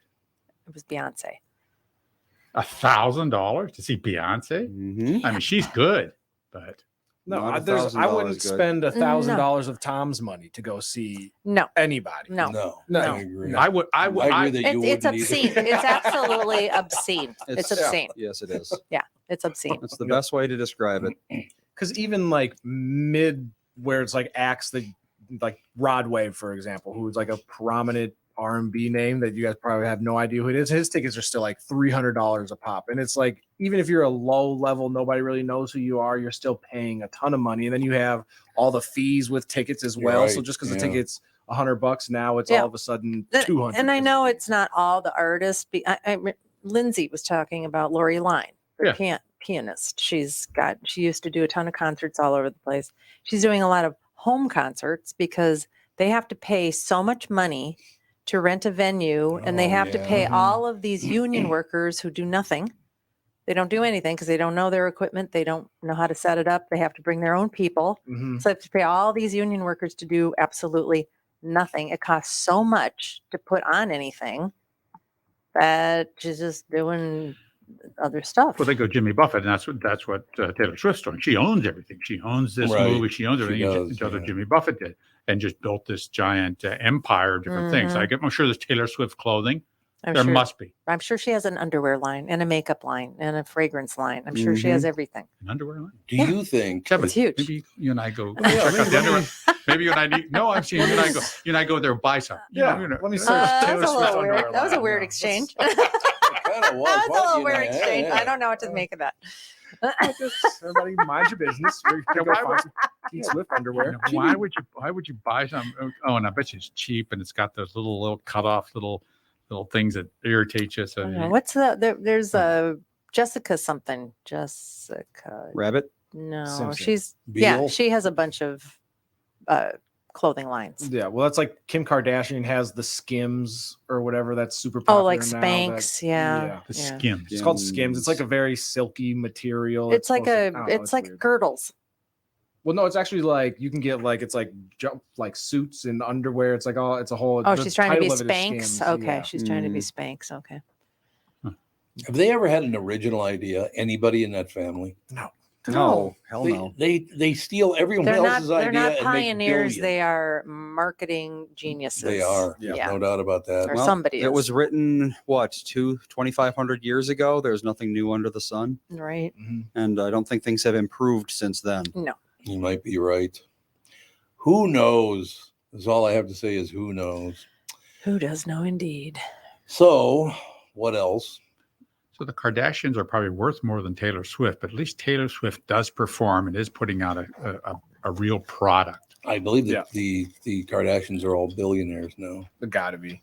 If they're not, they're very close. Who's the probably poorest one? The poorest one is probably just the Scott youngest Disick. one. Whoever that is. Scott Disick for sure. Probably. I don't know who the youngest one is. I think Kendall is the youngest, or Kylie. I have no idea. Kendall or Kylie? Don't know. Don't care. Well, Kylie's net worth is $700 million. Nobody even knows who she is. A lot of people know who she is. I don't. A lot of very young girls. I would expect you not to know. Oh, is that a young girl thing? She's like a model and has her own clothing line. And all Oh, that yeah, stuff. she has all has all that Born stuff. into the empire. Yep. And I think it was her that was saying, because they all will cry, you don't know how hard it is to get to be me. You don't know how hard it is to be me. Yes, I'm sure there are aspects of your life that are hard, but you can't be a Kardashian and cry to the common people. A lot of emotional work. How did they make all that money? How did it all start? Well, it originally started because of O.J. Simpson. That's Kind correct. of, yeah, but that connection is so loose. And then the Kim Kardashian sex tape. The The sex tape with Ray J. Ray J. Yep. Ray J. Yeah. Yep. So basically, Ray J, as in you can call me Ray, you can call me Jay. Absolutely. But That's they the literally one. wanted to recreate OJ's life by having their daughter do what OJ and his wife did. And then, that didn't work out too well in the OJ world. Because that was after OJ killed her, right? What is the sex tape? Yeah. I believe so. Yeah. Because Yeah. it originally It was kicked way off after, yeah. the whatever Bruce Jenner at the time. Oh, that's right. Yeah. Yeah. Was the attorney for OJ. Because The Simpson, wasn't that like in the 80s, early 90s? I think When it was the early- I think trial? it was early 90s. Early 90s. And then, probably right. the tape, I don't think came out until like early 2000s. So basically, they just took the OJ and Nicole deal, made up their own deal with Ray J and their daughter, knowing that people would go, "Oh my God," because people react to that whole black guy, white woman deal. Remember that? Yeah, Well, well, you're it's so probably not old. formulaic. You got OJ, Ray J. It's like, I know. And then pick an I'm original telling you. name. And then jeez. they even all of her relationships for the most part have been like a very planned out. Oh, like 'cause God, she was yes. married to like Chris Humphreys, like from here in Minnesota. 10 minutes. For 10 minutes. They got married and the next day it was like, and they're done. And boy, look They at made the time, TV man. show and yeah, we're out. That is true. Yeah, that's right. He was married to her. Somebody told me he still loves her. I believe it. That's what they tell me. He still I believe does. And what are you gonna do? Give it up, kid. I feel bad for him. Well, yeah, 'Cause he was a nice guy. Yeah. He was used. No question about it. Oh, Chris is a nice guy. I've only met him a few times. He seemed like a nice guy. Yeah, he's like, I've never heard anything negative about him. And then other than the whole Except issue for with Kim Kardashian. Well, except for the fact when he played for the Gophers, he kind of did dominate the ball. I will yeah. tell you that. Not a lot of people were putting up shots when he was on that team. I guarantee you that. But he was a hell of a player, no doubt about it. Did very well. All right, I don't know. It's just the whole situation. What people will pay tons of money to see, I will never understand. Cool. Who gives a rat's ass about Kardashian I think clothing? once again, everything's a status thing. Yeah, it is. Well, how much is it to go to a football game? Oh, it ain't cheap. Yeah. that right. You have Joe Lunchbox going to the football games all the time. Oh, Catherine missed this because she was walking Alex out.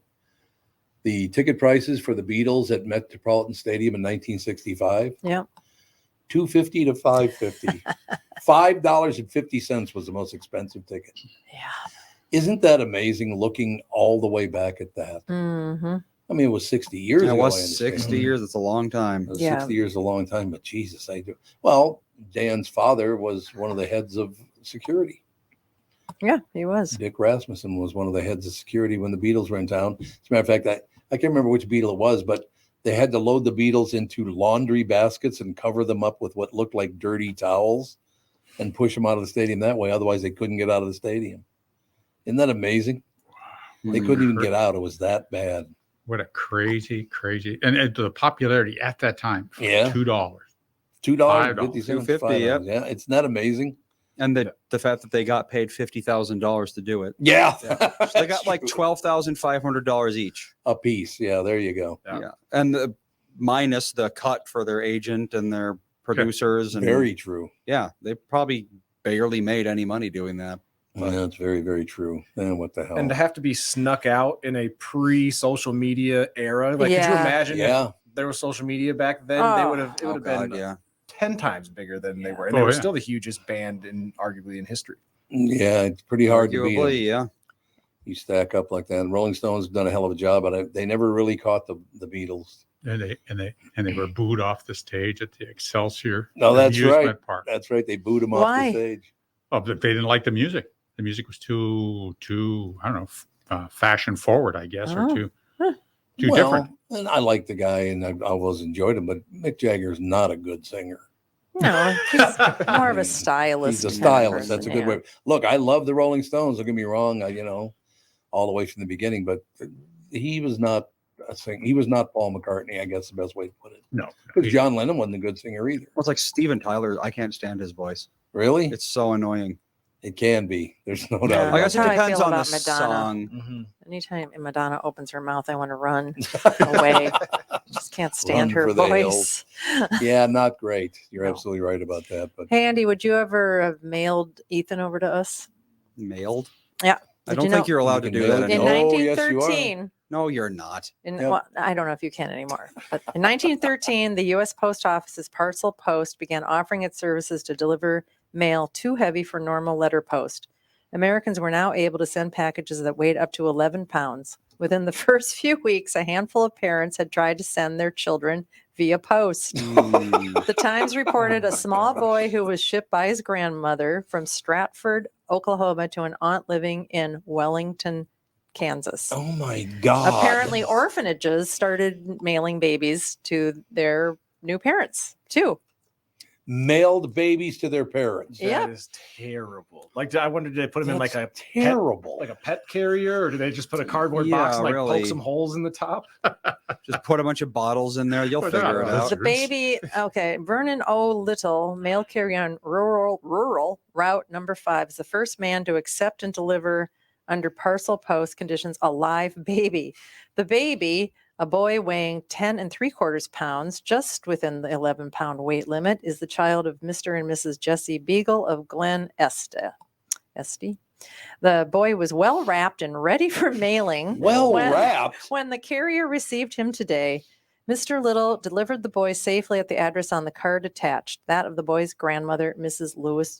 Louise Beagle, who lives about a mile. So they sent him A for mile? a mile. They mailed him a mile. It was 15 cents. Oh God! It's a good thing they didn't have bubble wrap back in those days. Could he be dead? He was insured for $50. Oh well. Isn't that amazing? Yeah. That, could you imagine somebody trying to do that today, or like them turning down, like, well, your baby, he must have had a big lunch today. He's over the way. They would definitely not do that today, because they would just, somebody would steal the baby and you'd never see it again. Yeah. Well, it was just a car ride a mile. Yeah, 1 mile. Why, that's I don't know why they didn't just walk it over.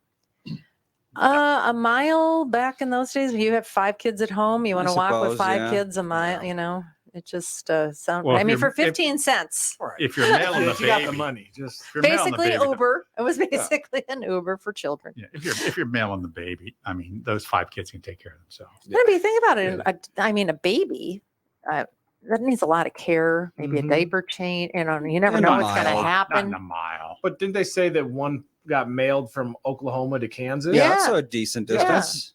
Got to be a little bit of a ways, Yeah. I would imagine. Well, not to mention the mail wasn't exactly fast back then. No. I mean, you probably remember ordering things and it taking like a month and a half for them to arrive. Yeah, if you ever got it. If you ever got it. Yeah, it's what happens if the baby takes a month and a half. And back then, that wasn't like stagecoach to deliver No, mail. that was like motorized transport, but it's they're- not efficient. They didn't have great highways or no great No. throughways. A lot of dirt roads. The interstate didn't exist. Nope. No. So, yeah.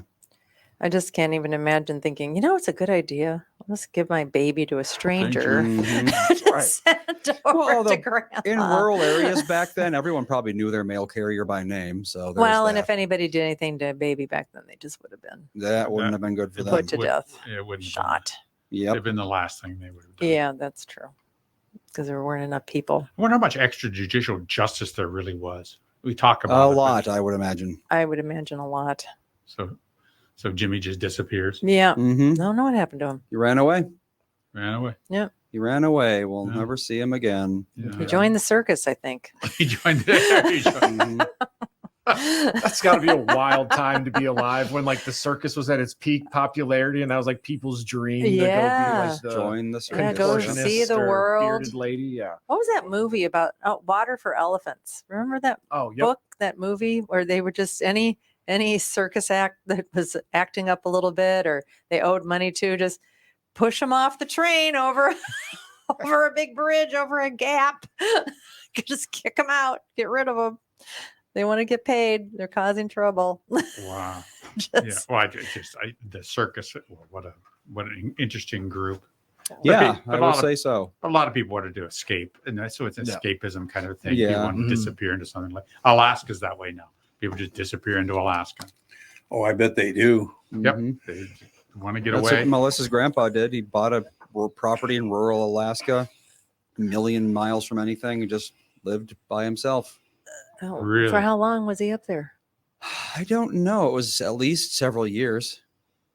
He hunted sometimes and that sounds fished good and- after reading the news. Sometimes He was that sounds absolutely the kind delightful. of person who would enjoy that. But then you've got Alaska with the 6 months of darkness. I couldn't do that. But he was a good guy. I met him, didn't I? That's the same grandfather. Mm-hmm. Yeah, he was a great guy. He's a very nice guy. Yep. So I don't know why he didn't. He just didn't like other people, but he was very pleasant. Never a fan of people. No. But he was very pleasant to people. So I don't know how that happened. Right? It was too much emotional work. Yep. Too much emotional labor. Could be. Labor. I guess. Emotional labor, being with people. He's an introvert, and he just was out there by himself. Yep. I know, but there's so many bears. Yeah, he claimed that a bear lived under his house. I don't know if it's true or not. though. I would not doubt it. There are so many bears. And Yes, there are. but they taste so good. I've never had bear I've meat. heard bear meat's It's not like- bad. It's not bad. It's not Never bad. had it. A little greasy, not bad. There's a lot of it too. I think Yeah, you're a not lot. supposed to. Bears. Oh, wait. Brown bears are gotta cook pretty it. much vegetarians. It's grizzlies. You couldn't eat a grizzly. Brown bears are grizzlies. Brown You're thinking Black bears. Black bears. Black bears But won't they- attack something unless they, would, have to. But they would eat something dead on the road. Oh, of course. They, Yeah, if they were they'll hungry eat. enough. if they need to. They're omnivores. Yeah, they eat what they. Black bears prefer roots and berries and that sort of thing. I but- follow a and fish. national park site, and right now they're voting in the fattest bears because they are just walking blubber. Mhm. Oh, they gotta Because get they're ready for so winter. fat for winter. Right Gotta get now. ready for winter. They're huge. They lose. I don't know how much weight do they lose over hibernation? Like a couple hundred pounds, don't they? Let's see. They lose 2 Iowa units, I think so. Iowa units. 100-pound bales. Hundreds of pounds, 15 to 30% of its body weight. Yeah. So yeah, if it weighs 1,000 pounds to begin with, that's 200-300 pounds. Yep. Just sleeping. Just sleeping. Well, the mama bears have their cubs while they're hibernating. There's our ticket out of here. To develop a drug that you go and hibernate and you lose the And you weight. wake up skinny. You wake up skinny. That's our ticket out of this. No hunger. No hunger. No thinking. No calorie you just counts. rely, you just sleeping. Boom. No cooking. No cooking. No eating. No nothing. Well, so it's just basically a coma. Right. Yeah, it is basically a You coma. just put 'em in a coma. You're gonna wake up 3 months from now, but you're gonna be skinny. Coma drug. I mean, we do have those. It's just you have to kind of keep them going, and that's rather expensive. Do bears poop when they're hibernating? Apparently not. They don't. They don't eliminate, and they don't urinate. They do a little bit, but not very much. How is that possible? Their metabolism just basically shuts down. Well, if they're not eating or drinking, what are they going to eliminate? Yeah, exactly. Carbon dioxide. They're just burning up the fat. Yeah, that's Huh? it. It all comes out They're of on your breath. keto. They're doing keto. Right. They're on keto. They're on It's keto like all winter. Bear keto. So that'd be a barn burner, I don't you suppose think? if you don't eat, you would go into ketosis, right? You would just start burning fat. You just burn fat. Yes, That's you it. would. That's it. You don't generate the nitrogen load from eating protein or burning protein. So I'm gonna shut down protein metabolism. So Right. you're burning up fat. It's all just glucogenesis from the fat. It's pretty amazing they can put on that kind of weight just eating berries. They have to eat a lot of them. So many berries. That'd be kind of interesting if they had a bear diet where you just go have to stay in your room for 6 months. You just eat a bunch of roots, berries, and fish. Roots, berries, and fish. Well, it's a and just- hunter-gatherer diet, basically. Yeah, that's true. Yeah, No, you you're just have a absolutely nurse right. come in and check on you, give you your fluids, Right. and Put the mirror under your nose make and sure make sure you're you're still not dead. breathing. Yeah. Wake up skinny. You wake up skinny. Okay. Whatever. God, I was just looking at the all the different news sites and all the rest of it.